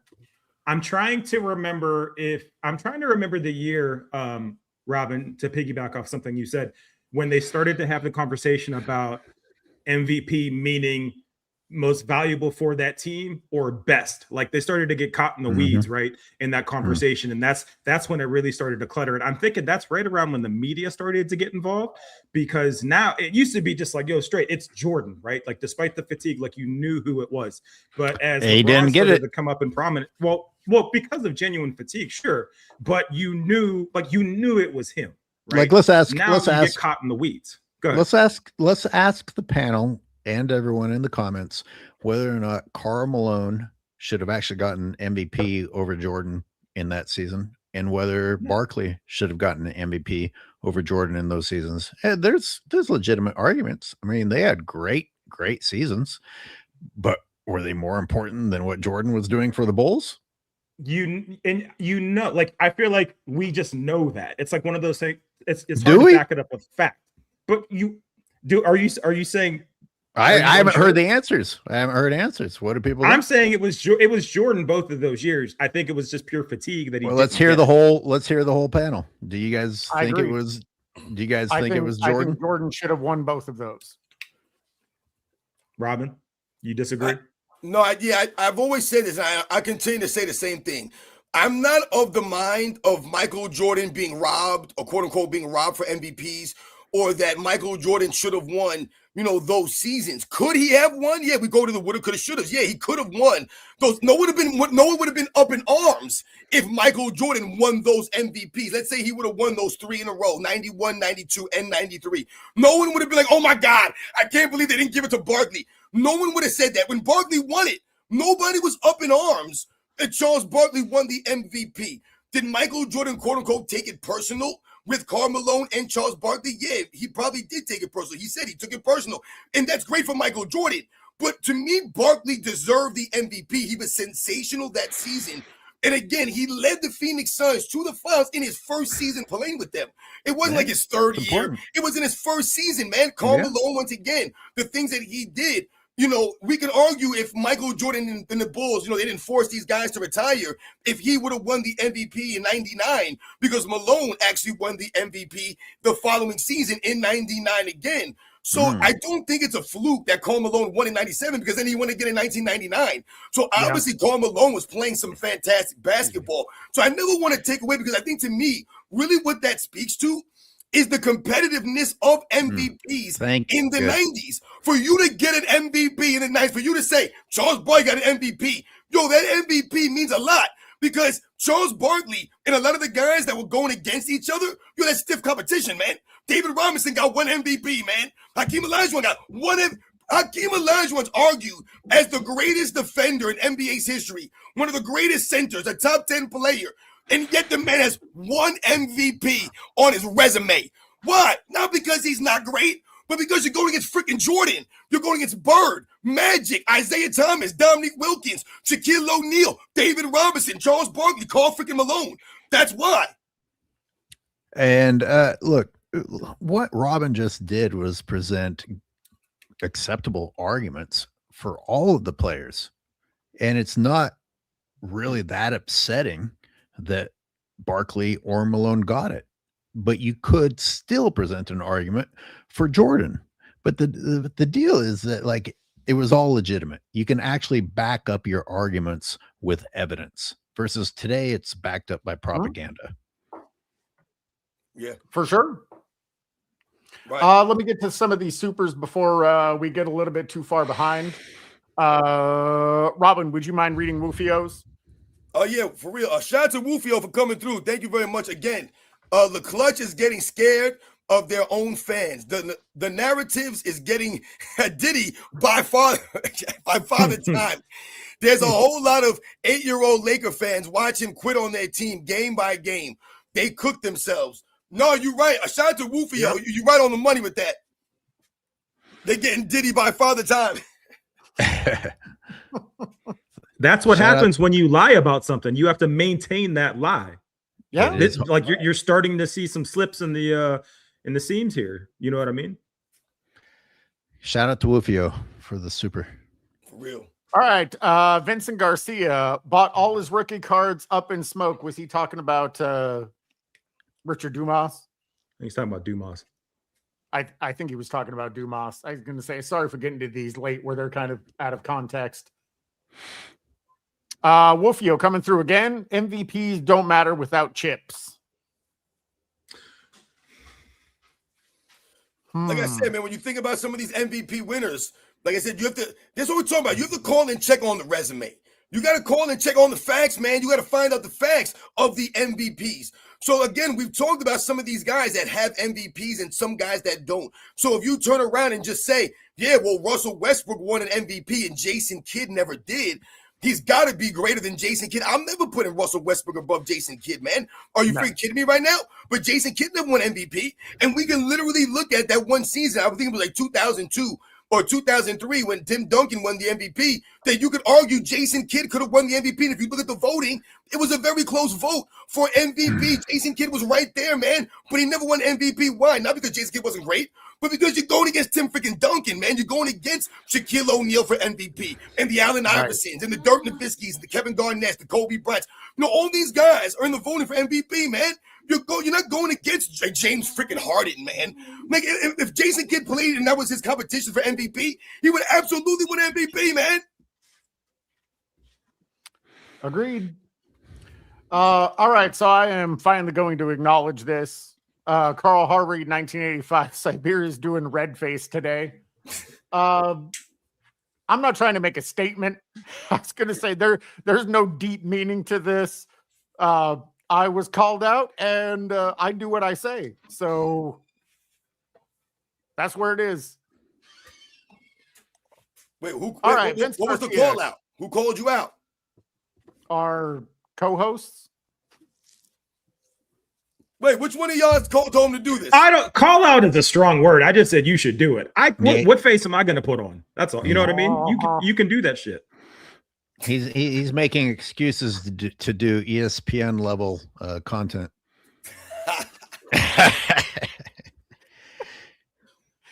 All right, Vincent Garcia. If half of what PMR said is true, how can we take anything in the modern NBA seriously?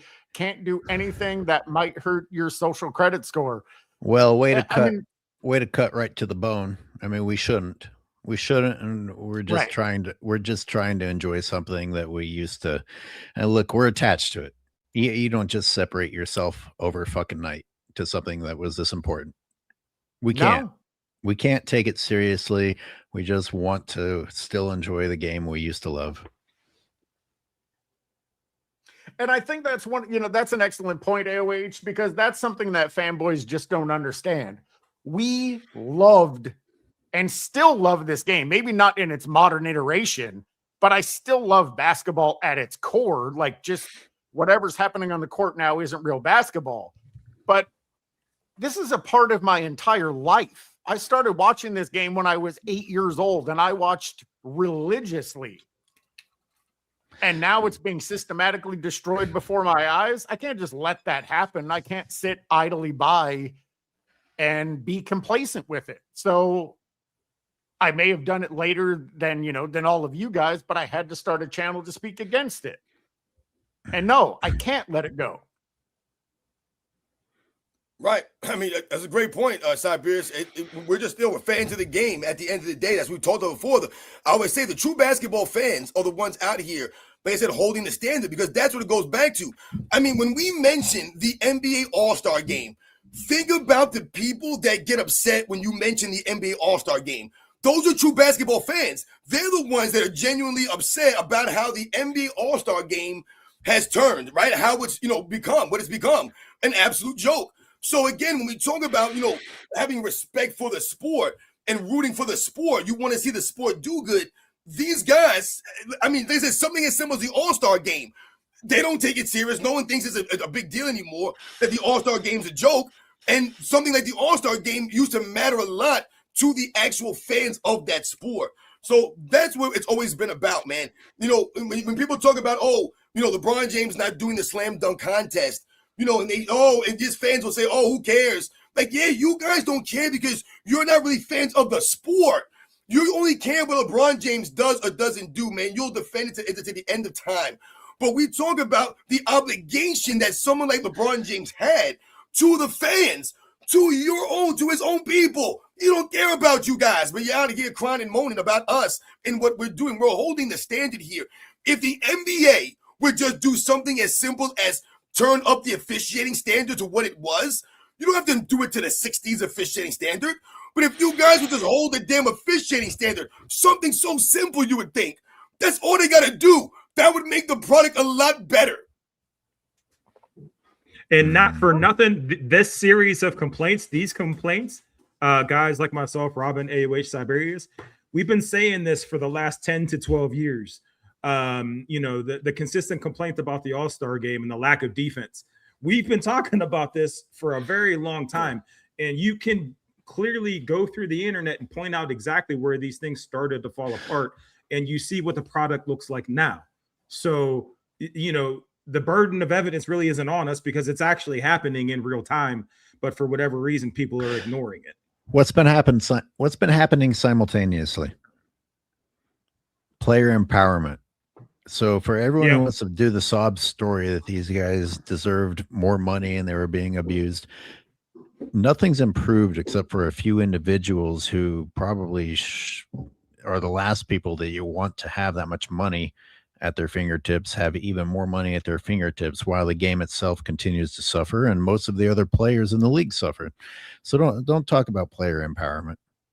You're talking about individual empowerment at the expense of everyone and everything else.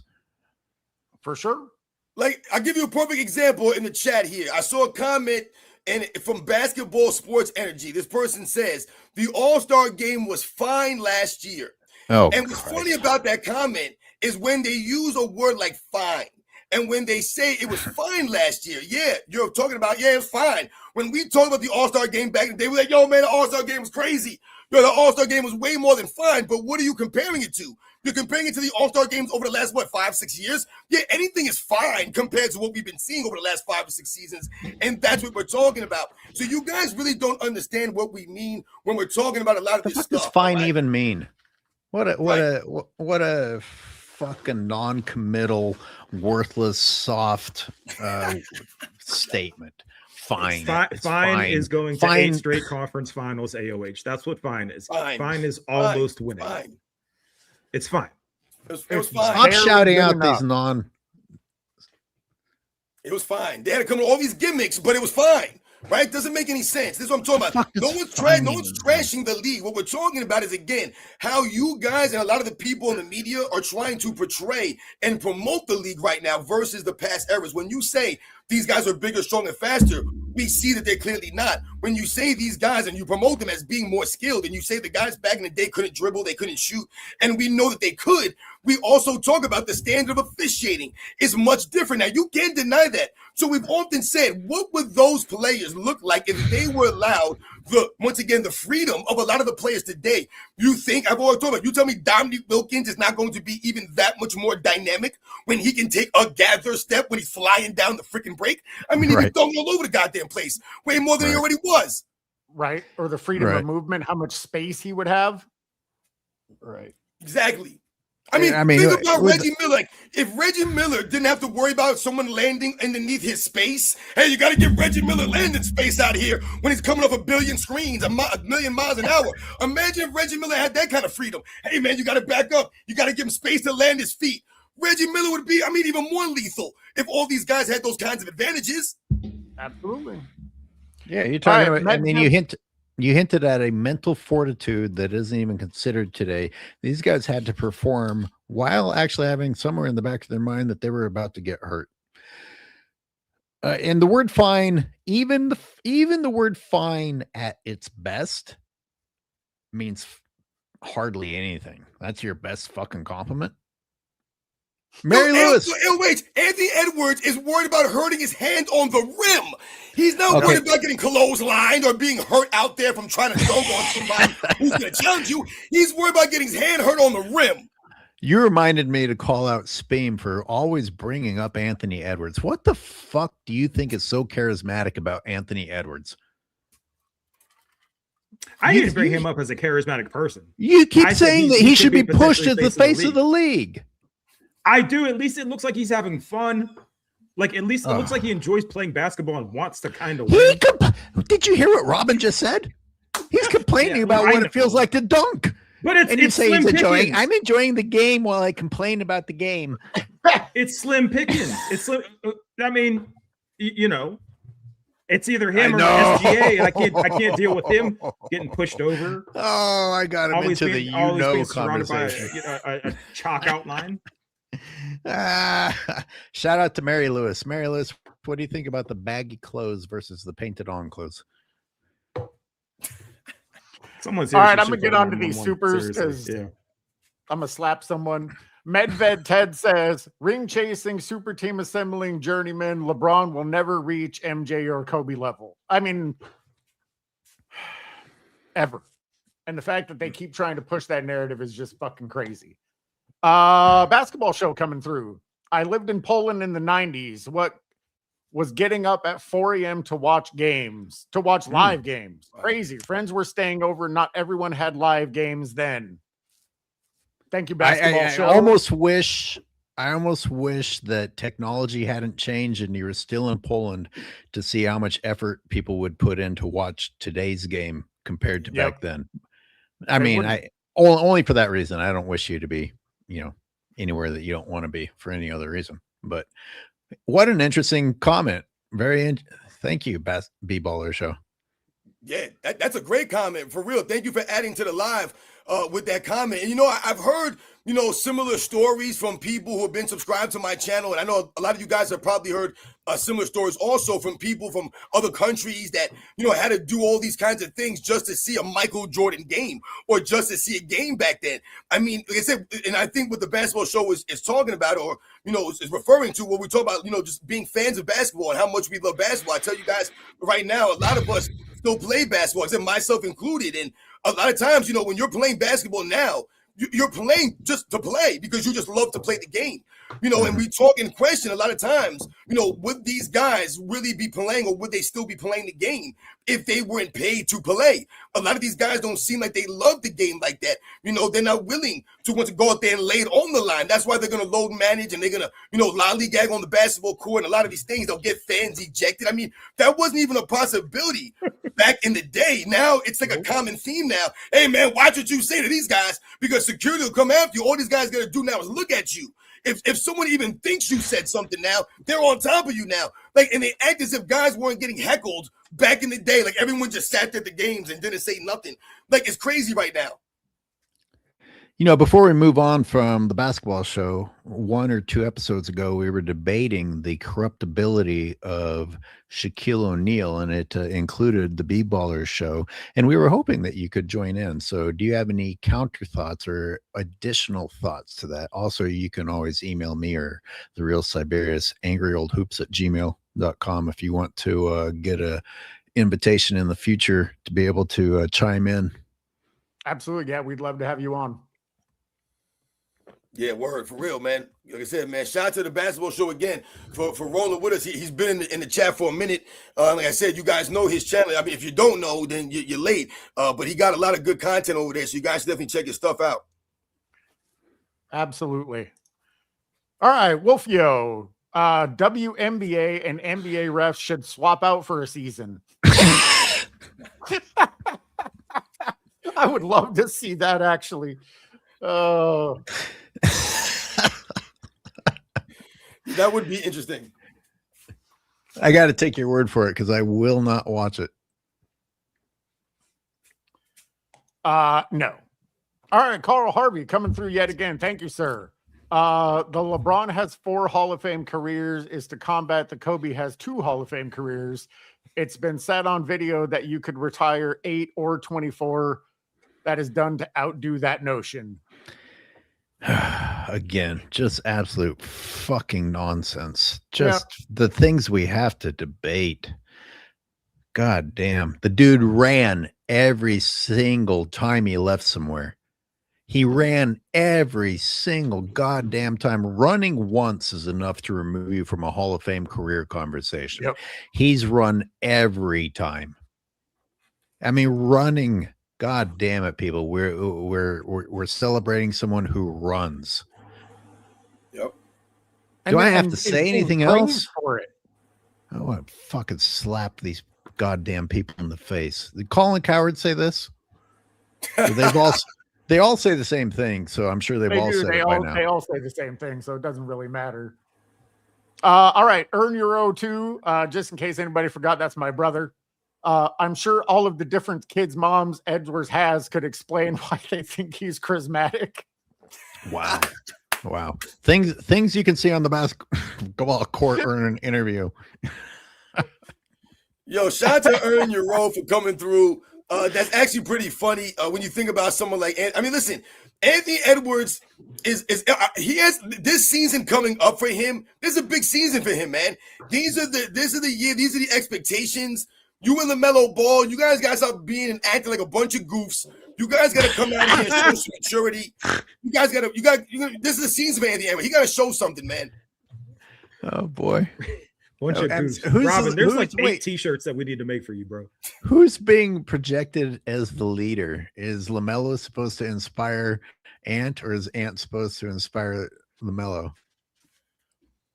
Well, they both came in the same draft class, so it's actually interesting. Okay, so 2 non-leaders. Right. Well, it has to be Anthony Edwards. It's obviously it's his team. He's the only one out of those two with playoff experience. Anthony Edwards actually been to a conference finals before. LaMelo Ball's never even played a single minute in the playoffs. So Anthony Edwards, that's like there's a big season for him, leadership-wise, maturity-wise. Like you have to go out there and show improvement. No more just goofing around, acting like a fool, saying stupid things to the crowd. Go out there and back up that Michael Jordan comparison talk. I mean, neither of them have played 82 games. Yeah. Didn't he complain about the rim in order to be compared to Michael Jordan? Because Jordan always did that. Do what? He complained about what it felt like to dunk. I can't believe the shit we have to talk about this. And that's why I say, like, how are you going to sit here and tell me that a lot of these guys are going to be competing in some of these eras just over the things that they've said, the things that they've demonstrated? Like you said, the fragility. I mean, Cyberius, you just mentioned LaMelo Ball and these guys. You know, he's not going to play that many games. LaMelo Ball, he has a lot of durability issues. So that's why I say this is a very interesting season for the Minnesota Timberwolves and LaMelo Ball, Anthony Edwards, because they're going to have some level of expectations now. And like I said, you guys are going into, I believe, their 7th season in the league. Come on, man. By the way, I think it's absolute bullshit that Pinky P, Podcast P, left the Sixers before LeBron got there. LeBron and Podcast P should have had to play together. Oh, that would have been great. I mean, they wouldn't have played together because they're never on the court. But for them to be on the same roster. The fuck were the goddamn Celtics thinking? Yeah, see, that's interesting thing. You bring up a Podcast P, a Pandemic P, Pinky P, you know, whatever you want to call him, PEDP. He's very confusing because he's never on the court anymore. He never is. He really isn't. And, you know, a couple of years ago, I told you, he really lost me when he brought his father on his podcast when the Clippers did not offer him a max contract. And his father came on there and was actually, you know, talking against the Clippers organization. It was basically saying, like, how dare you guys treat my son like this? You know, after what was he for? Organization. Was he 4 years old? What did he do for the organization? What has Paul George done for the Clippers organization? What did they win when he was there? They didn't win a damn thing there, man. I mean, if anything, they choked up several playoff leads when Paul George was there, and he missed a lot of games there. So I'm really confused when you bring your father on the podcast to complain about the Clippers who didn't offer you a max contract. Then you went to Philadelphia and played 35 games. Dude, but are we disappointed? Are we disappointed though? Because he's been inconsistent since Indiana, right? Yeah, I'm disappointed because that's what really LeBron James. No, because because Podcast P deserves the punishment of playing with LeBron James. That's why I'm disappointed. If Podcast P remained in Philly, his legacy would be shit on relentlessly because he becomes LeBron's teammate. And remember, we talk about, like, think about how these guys look all these years later. Guys like Paul George on their podcast, Carmelo Anthony. You hear a lot of these guys talk about LeBron James, and they talk about him in a way that's confusing to me. Because if I was those guys, individuals, someone like Paul George or Carmelo Anthony, I would be offended. I would be, like I said, disgusted with LeBron James. And why? Because LeBron James, in fact, cheated guys like Paul George. He cheated guys like Derrick Rose. He cheated guys like Carmelo Anthony. He cheated guys like DeMar DeRozan. A lot of these guys were cheated playing in that Eastern Conference that LeBron James stacked up his teams against. So these guys that had maybe a potential to lead a team to a finals, Paul George lost to the Miami Heat. I want to say at least, I think, 2 seasons in a row to the Miami Heat. So LeBron James stacking up his super team literally blocked guys like Paul George from making a finals. So when you talk about some of the teams that they beat along that time, these are guys that now talk about LeBron James in such a weird way. I'm like, you guys should be like disgusted with LeBron James. Yep. You guys should be like, yo, this guy was cheating us out there. We was out there bringing our team, and LeBron James stacked up against all of us. But Robin, even back then, if you remember during the whole LeBronto days, right? Even back then, Kyle Lowry and that whole team, they were still very almost subservient to LeBron back then playing against him. So they had like this weird character trait where they were basically saying, DeMar DeRozan was saying, well, you know, if we had LeBron, we would have won while playing against him. So even then they didn't stand on business enough to hate him to the point that like he owns that entire Toronto organization just based on them not having spine enough. Like put his ass on the ground a couple times or something. Like do something. It just shows. And I like DeMar DeRozan. I wasn't a big Kyle Lowry fan, but these dudes don't stand on anything. Right. And I think I seen someone in the chat say that they lost to the Miami Heat 3 years in a row, the Indiana Pacers. So when you talk about blocking some of the other players, see, this is what I talk about when we say LeBron James, you know, their fans, they act like, oh, y'all just haters. Man, listen, we're keeping the, I'm trying to open your damn eyes here. Wake the hell up. These guys should wake up. LeBron James literally blocked you guys from potentially making a finals run. So maybe your career, maybe your legacy would look a little bit different if you could turn around and say, hey, remember when Derrick Rose led the Bulls to the finals in 2011? They ain't been back since. That was the only time they made the finals after Jordan. You could say that maybe if LeBron James ain't stack up a super team, and all of a sudden they say, yeah, remember when LeBron James shut down Derrick Rose in the Eastern Conference Finals? Remember that, man? Yeah, LeBron James was guarding Derrick Rose on a stacked super team. Oh, my goodness, man. Woe is LeBron James. So, again, you talk about Paul George. Some of these other guys, he stopped y'all, man. And you guys over here promote him on your podcasts. Terrible. This is a great comment from Pink Lady Scorpio. VJ, Edgecombe, Jaylen Brown, and Embiid's careers are about to take a hit playing with Team Destroyer. Happens to everyone. They're not going to be exempt.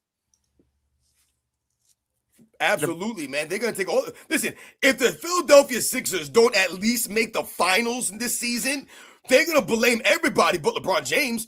But if the Philadelphia Sixers win the championship, they're going to give LeBron James so much credit for this championship, man. They're going to talk, man, this it. He's the GOAT. GOAT LeBron James, man. You know it. He's the man. Even though he'd be out there averaging 8 points a game, they're going to say LeBron's the GOAT. Well, and the thing that's funny, so the media already, did that whole, he has to win 2 chips, but if they win 1, that's all it'll take. Yep. I mean, if they make it to the finals and lose, that will still be good enough. Yep. Because he was the piece that, that got them over the hump. Which is a joke, but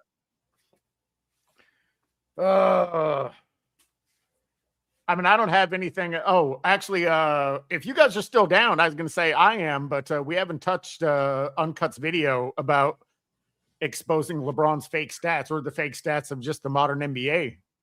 Oh, yeah. I'll tell you one thing about it right off the bat is that they didn't do the play-by-plays back in the day, which helps me when I'm trying to nail down exactly what got counted as what. Like you can look at the box score. You can look at the box score and see the grand total, but you got to go to the play-by-play to see which one actually was counted or not counted. Right. And one more thing. Uncut Hoops' examples made my examples that were already absurd look mild. I mean, I can't believe what I fucking saw. You might as well dribble from outside the goddamn arena. Oh, like put the ball in the hoop, and it's a goddamn assist from LeBron James from his home. Putting 3-4 moves, 10-12 dribbles, a spin move. Right. And that goes to the standard. That's part of the standard that we were talking about, that we've been talking about. The standard for an assist is a lot different now. Even like the standard for a rebound, like what you had to actually go through to get a rebound back in the day was a lot different, man. The kinds of rebounds that we see a lot of these guys get today are these wide open rebounds with no one's around you. Everyone's already running down the court, right? I mean, they're chucking up threes when there's no one down to rebound or box out.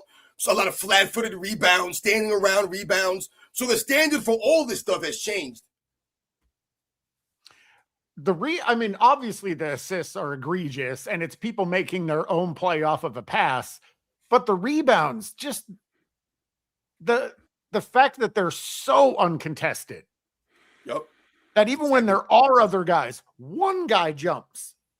Not 4 guys jump, one guy jumps. The other guys are all standing straight kneed, flat foot, and just right. jump out And of the way. sometimes it's the guy on the other team. Yeah, exactly right.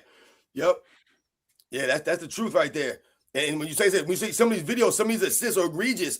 So again, when you talk about some of the numbers and what some of these guys are doing, once again, like we talked about with someone like Dominique Wilkins, like what's he going to look like? How dynamic is he going to be when he's allowed an extra step? What does John Stockton's assist numbers look like if he's given more leeway, the standards are lowered for what they count him, for assists? These guys have to genuinely have an assist for it to be counted. Absolutely. And not for nothing, Robin, John Stockton didn't spend $2 million a month on his body either, racking up all those assists as a standard sized guard back then. Right. Just cutting the league up with Karl Malone. Exactly. You mean to tell he can do that? He can do that as a prototypical guard that doesn't exist anymore, and we can't get a traditional guard these days. That's not just ISO man. Yeah. Exactly. Yeah, once again, man, shout out to John Stockton, man, who's always out there. Like I said, man, the dude was on his way to a game, got into a car accident, and still playing the game. So once again, shout out to John Stockton, who went out there and showed up. And when we talk about some of the great passers, some of the great point guards in NBA's history, and sometimes we talk about the flash of a Magic Johnson or the flash of a Isaiah Thomas or a Jason Kidd, and even Bob Cousy, the flash that some of these guys had at that position. Pistol Pete Maravich. John Stockton didn't necessarily have the flash of those guys, maybe, but when you talk about the precision that John Stockton played with, so when you talk about the passes he's making to Karl Malone and a lot of these other guys, John Stockton's putting those passes on the money, man. That was his greatest strength, man. I mean, he was just a crisp, precise passer. Absolutely. All right, well, let's check out this video. I mean, we don't have to get through the whole thing. It's pretty long, but let's check it out. And the Rockets are much more intentional about running direct action for him without Kevin Durant on the floor. Yep, there you go.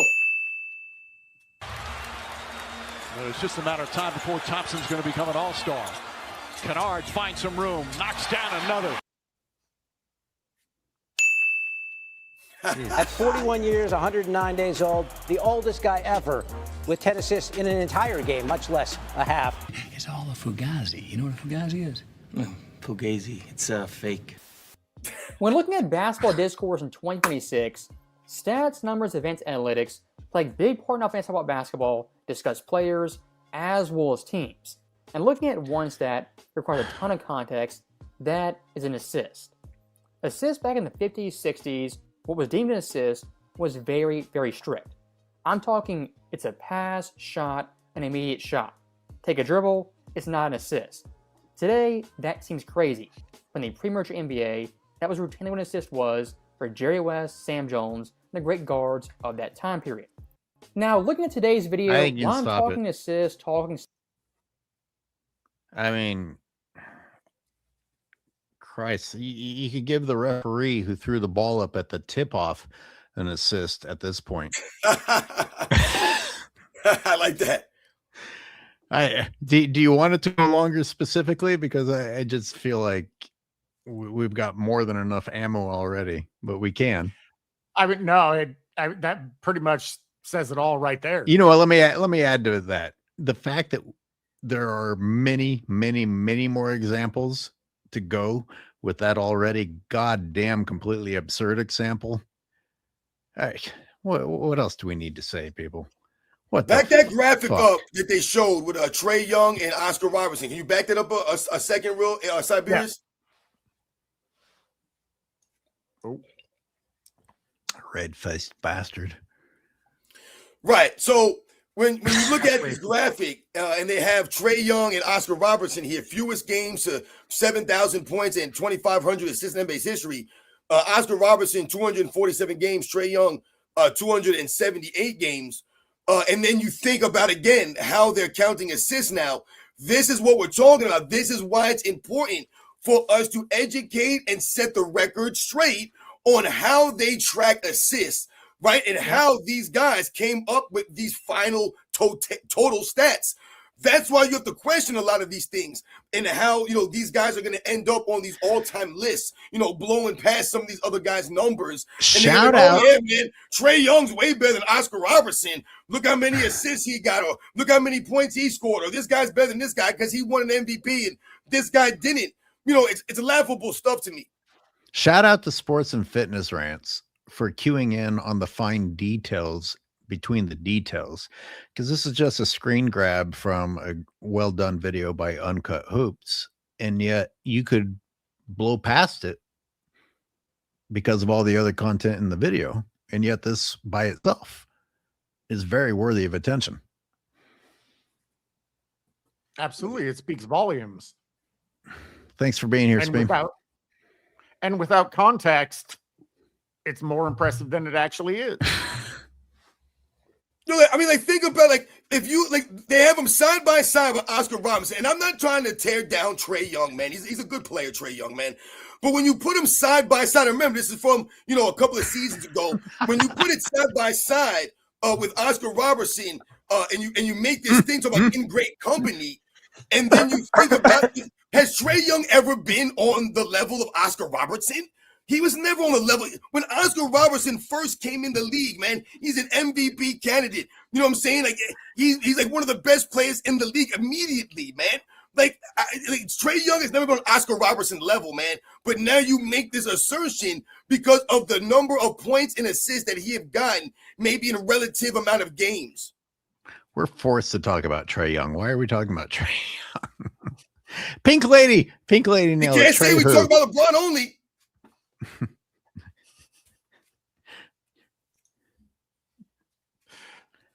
Exactly. Isn't he on the fucking Wizards now or something? Yes. Oh, he dropped Clutch Sports. Shit, he might be sent into oblivion. No, he's signed by Jordan Brand, AOH. They'll be hoisting him up to the front. Oh. Wow. Yeah, he's a Jordan Brand guy. He dropped from Adidas and went to Jordan Brand. So be on the lookout for them to hoist him right to the front in his non-winning ways. Why don't they show how many rebounds Oscar Robertson had during that stretch also when he accumulated those assists and those points? They won't put that up there because, again, when you throw in the rebounds that Oscar Robertson also accumulated and you talk about what he was getting as far as accolades, MVP recognition, the all-NBA first teams that he was making in a stacked era with all-time greats. I mean, it was pretty much him and Jerry West as the premier guards during that time. If you include those kinds of things, it'll show and prove why he's miles away from Trae Young, man. And again, man, it's not to knock him, man, and tear him down. But that's why these graphics, to me, once again, are not really giving you a full picture and giving you an education on Oscar Robertson. Yeah, but it's destroying the past, Robin, which is its intent, right? The irony is that we're supposed to be in this analytics era, right?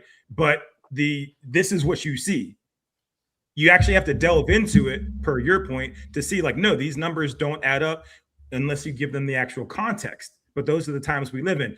I think I brought this up last week. All that plus minus bullshit stopped mattering when you couldn't use it to prop up LeBron anymore, right? So you're seeing the irony just in live action. Yeah, Trae Young did it in 278 games. Cool. But what does Trae Young do other than have a stupid ass celebration? What does he? No, seriously. No. Seriously, think about it. He's easy to market because the kids love the cellies, right? They love the celebrations. So he'll hit his random half court jumper and do his little "it's cold in here, there must be some Bravos or Toros in the atmosphere" bullshit, right? But he won't win. It doesn't equate to winning, but it sells jerseys, it sells sneakers. So this is a sexy stat, right? If I'm trying to sell something to a young fan, it's obvious. But for whatever reason, people don't pick up on it. You touched on something that made me go dark, but the fact that people are really into celebrations shows that it's all about self-worship. These Instagram accounts, these social media accounts. I mean, how many people don't even include the place that they traveled to in the image of their social media shots because it's about them instead of what the subject is supposed to be? And the same thing has happened to basketball. Are you talking about your team? Are you talking about winning? Are you talking about the game of basketball? Or are you talking about the fucking self-serving social media self-worship world that we live in right now. Like, it used to actually be really commendable to be the guy that did what was necessary for the team's success. We've gone so far from that even if you are clearly a detriment to your team, as long as your social media appearance is engaging, you're forgiven. Yo, I think we have to acknowledge that my man Speam quoted "Bring It On" the movie. Yo, shout out to my man Speam, man, for shouting out and quoting Bring It On is a fire movie. I'll die on that hill. You kidding me? Shout out to Bring It On. All right, absolutely. Shout out to Bring It On. Shout out to Sparky Pilastri. Yup. Shout out to me for not having ever seen that. Fuck y'all. Shout out to me. Shout out to Sparky Pilastri and are you kidding me? Or I'm not. Yo, it's a fire movie. There's nothing wrong with that. Period. Shout out to you, man, for like I said, quoting that movie. Absolutely. You know, one thing I want to also add on to the Oscar Robertson Trae Young thing is, again, when they mention the points that Trae Young has scored in comparison to Oscar Robertson, you know, fewest games to 7,000 points. Remember, Trae Young's game is, you know, predominantly 3-point shooting. Oscar Robertson, man, like, you know, when you talk about what he was doing, there was no 3-point line when he was playing. So again, anyone out there that's surprised that I know that movie, don't forget I have a daughter, guys. So remember, I've seen a lot of these movies that maybe you didn't think I would see, and I've definitely seen Bring It On several times. Yeah, there's Robin's excuse. Movie. What's Speam's? It's a fire movie. Listen, you said a secure individual to open. So what? It's a fire movie. I dare you. I'll put myself out there. I've seen Bring It On. I saw the sequels. Why is it fire? I like what I like. Bring It On is actually a funny movie. It actually is. It is good. Hey, wait, it's a fire movie, bro. I'm telling you. It's good. All right. It is, man. My bad. It's actually funny. It was for sure. Shout out to Sparky Pilastri and Spirit Fingers.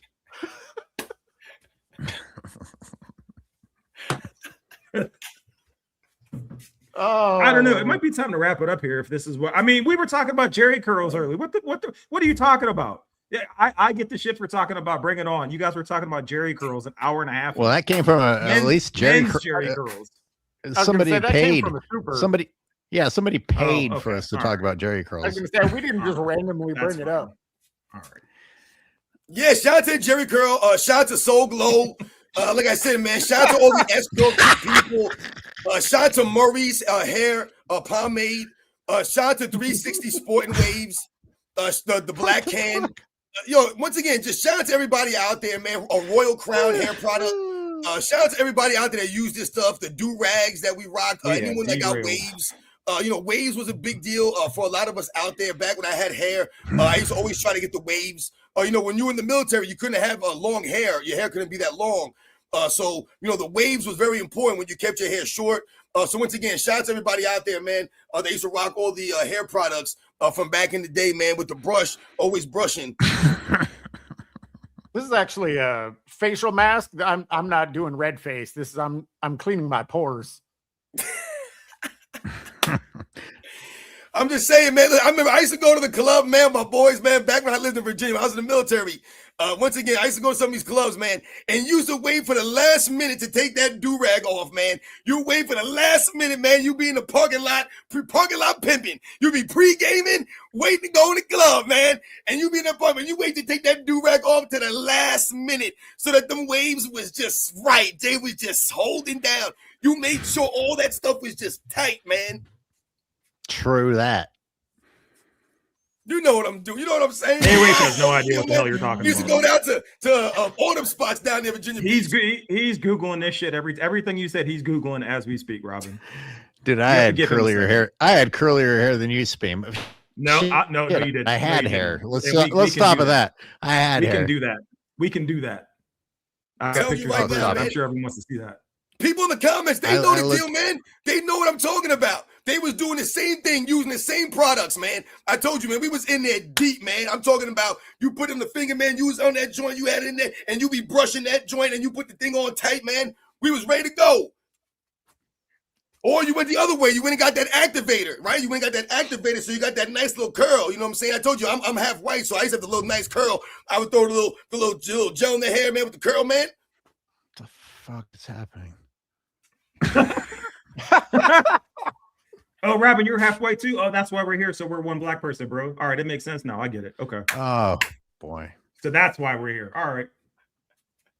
Well, that's why I had to read up because apparently I'm not minority enough. United Nations, NBA, United Nations, right here. I'm just saying, man. I remember that stuff. Dakota says, I was blonde when I was a baby. I was blonde too. And then I got dark, extremely curly hair. That's so interesting how that happens. Except that I'm white. I don't know what Dakota's background is. Oh man, I'm telling you, man, good times, man. Good times, man. I said, when you have hair, you have possibilities. When you don't have any hair, there's no possibilities, man. So, now you wake up in the morning, that's what you got. That's all you got. That's what it is. It's like semi-bald or all the way bald. There's no I'm going to try this hairstyle when I go to the barbershop. I'm going to get this tape fade. Or I'm going to go get this blowout. I'm going to go get this. I'm going to go try this hairstyle. There's no possibilities when you lose your hair. So that's what really, I think a lot of people get upset with is the possibilities, man. I don't think it's necessarily being bald because, like I said, I always look at what I do have, not what I don't. But it's the possibilities, man. You have options when you have hair. You rock the Murray's pomade, Robin? Murray's, absolutely. I told people in the comments, they remember Murray's? Yo, that Murray's was like tar. That thing hit your hair? Bang! We have derailed. I'm telling you right now, that Murray's hit your hair and bang, it's tight. And I told you, when you put the royal crown on top of it, it makes it shiny. So when you in the club and that light hits the hair, it makes the waves look crazy, man. I'm just giving you the facts, man. When that light hits it on the angle, it's like boing, boing, boing, boing. Man, be shining. You be out there shining, man. That's why you gotta wait for the last minute to take that do-rag off. You gotta be like, right before you get on the line, man. You be like, all right, man, we get out of the car. All right, you take the do-rag off. You look in the mirror real quick, man. You hit the little edges real quick to make sure that the edges is nice and tight. And then you get up online. Cyberius, you've seen Rocky IV, right? Like, when he's supposed to throw in the towel so Apollo Creed doesn't die. Like, I feel like that's what we're approaching here. Just something I was going to say, I mean, our viewers are dropping out like there's a fire in here. Oh, damn, that hurts, man.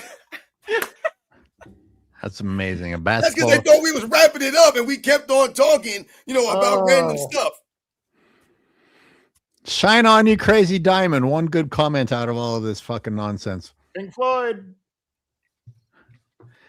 Well, unlike the rest of you motherfuckers, I can actually go out and still experiment with that pomade. Let's see what I look like next time. Yeah, a shout to Casual Gamer Plays.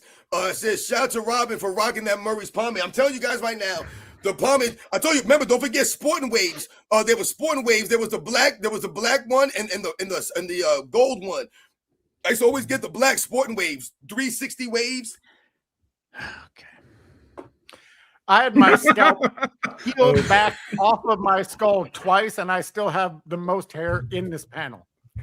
Oh, stop it. I have zero hair. Yes, I have. You never see bald and proud. Dude, I blocked out the sun without using any product. I just blocked out the goddamn sun. Yeah, I ain't got no hair neither, man. You guys think that this fro came from nowhere? No, that's what I looked like. Now I'm just gray, so it's weird looking. Like, you can't have a gray fro and white skin. If I had black skin and a gray fro, that'd look cool. But it's just one big, like, pale blend. Once your hair turns pale, it doesn't look cool anymore.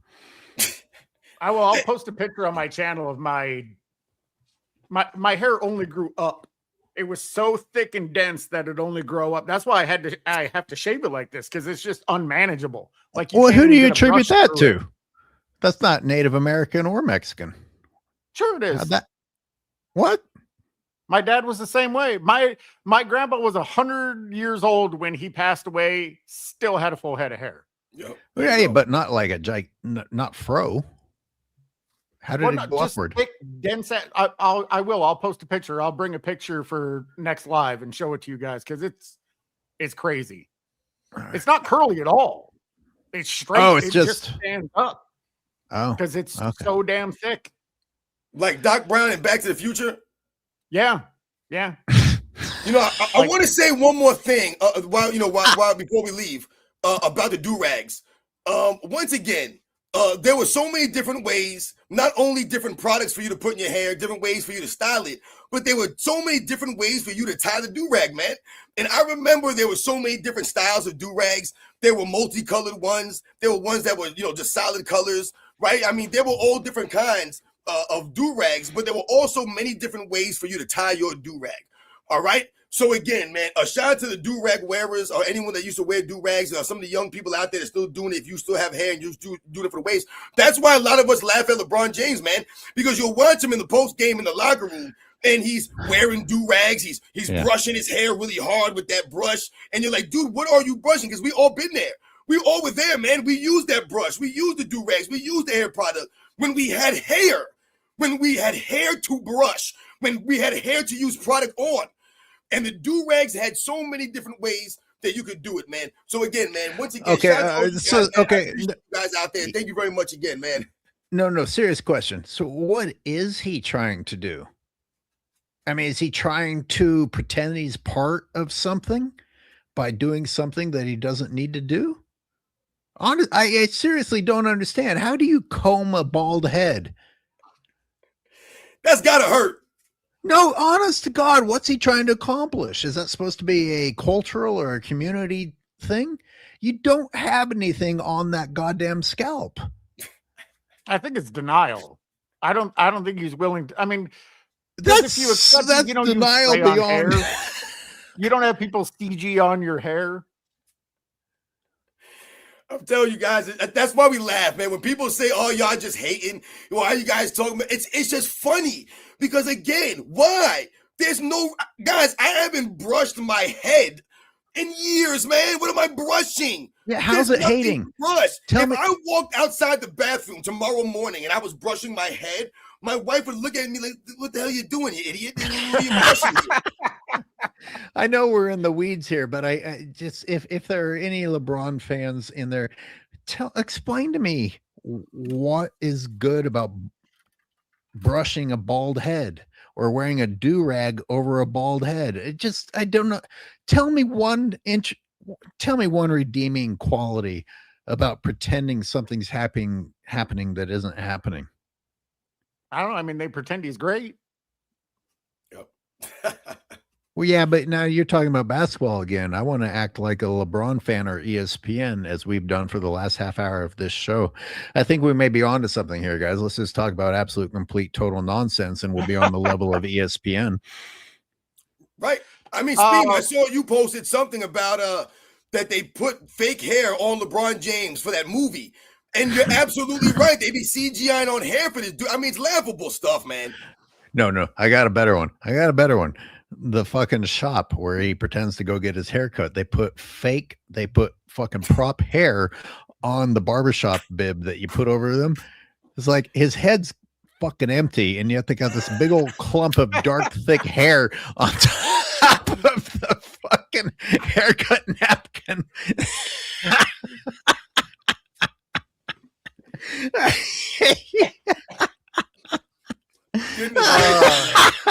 That's actually pretty damn funny. Listen, I cut my son's hair. I mean, it's funny stuff, man. Oh my God. All right, real quick, I need to get to these. Austin Casey just gifted Angry Old Hoops 5 memberships. Austin Casey.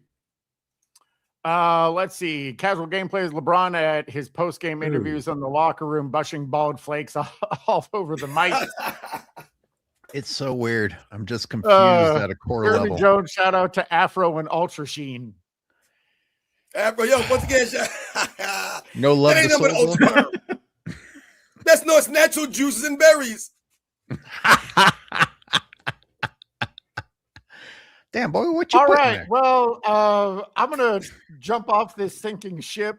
Yeah, it's probably wise. But I want to thank everybody in the chat for showing up. Thank you so much for all of the supers. We absolutely appreciate it. Thank you, Sports and Fitness, Rants, Speam, and AOH for always joining and coming through. Another great show. Any of you guys have any last words before we check out? Shout out to our social and cultural leader, Redface. That's why I'm here. Yeah, no, thanks again, guys. I appreciate it, man. I love doing these live shows with you guys. I had a great time again. Thank you very much, everybody in the chat. Again, you guys are great with the support, man. I know that, we went off a little bit off the rails there, but, that's what makes the live shows, that much better. So thank you, guys, again. Hope you guys have a great rest of your week. Shout out to the history of the Steam engine, which everyone will find after they search this show. Listen, it's because you're drunk. It's okay. These are good. No, these are good jokes. I can't hate on them. I have no response. These are impressively relative jokes. I'm very proud. It is a big day for you. I hope we celebrate the same day next year, 1 year anniversary. Are you saying something funny? Shout out to everybody. Appreciate you guys dealing with us, dealing with me, and the obvious racism from AOH. Yeah, it's blatant. Yep. Yeah. Everyone else is okay. Oh, shout out to Robin for being half white. Yo, together, you and I, one whole black person, bro. Congratulations. How did you not know that already? I thought everyone knew that. I don't ask those questions. I'm not AOH. You're gonna let him latch onto your blackness in order to become latch. You hear that? He calls us. He says latch, right? Like a parasite. See what I'm saying? He can't help himself. Speam, you're whiter than every panel on YouTube combined. See, Mike, listen here. Listen to the microaggressions. Oh, okay. Yep. You guys racism is so overt, it's covert. I apologize. I apologize, Richard Jefferson. No, too late. The internet's forever. Appreciate everybody. All right. See you guys next week or Sunday. Jesus. Yep.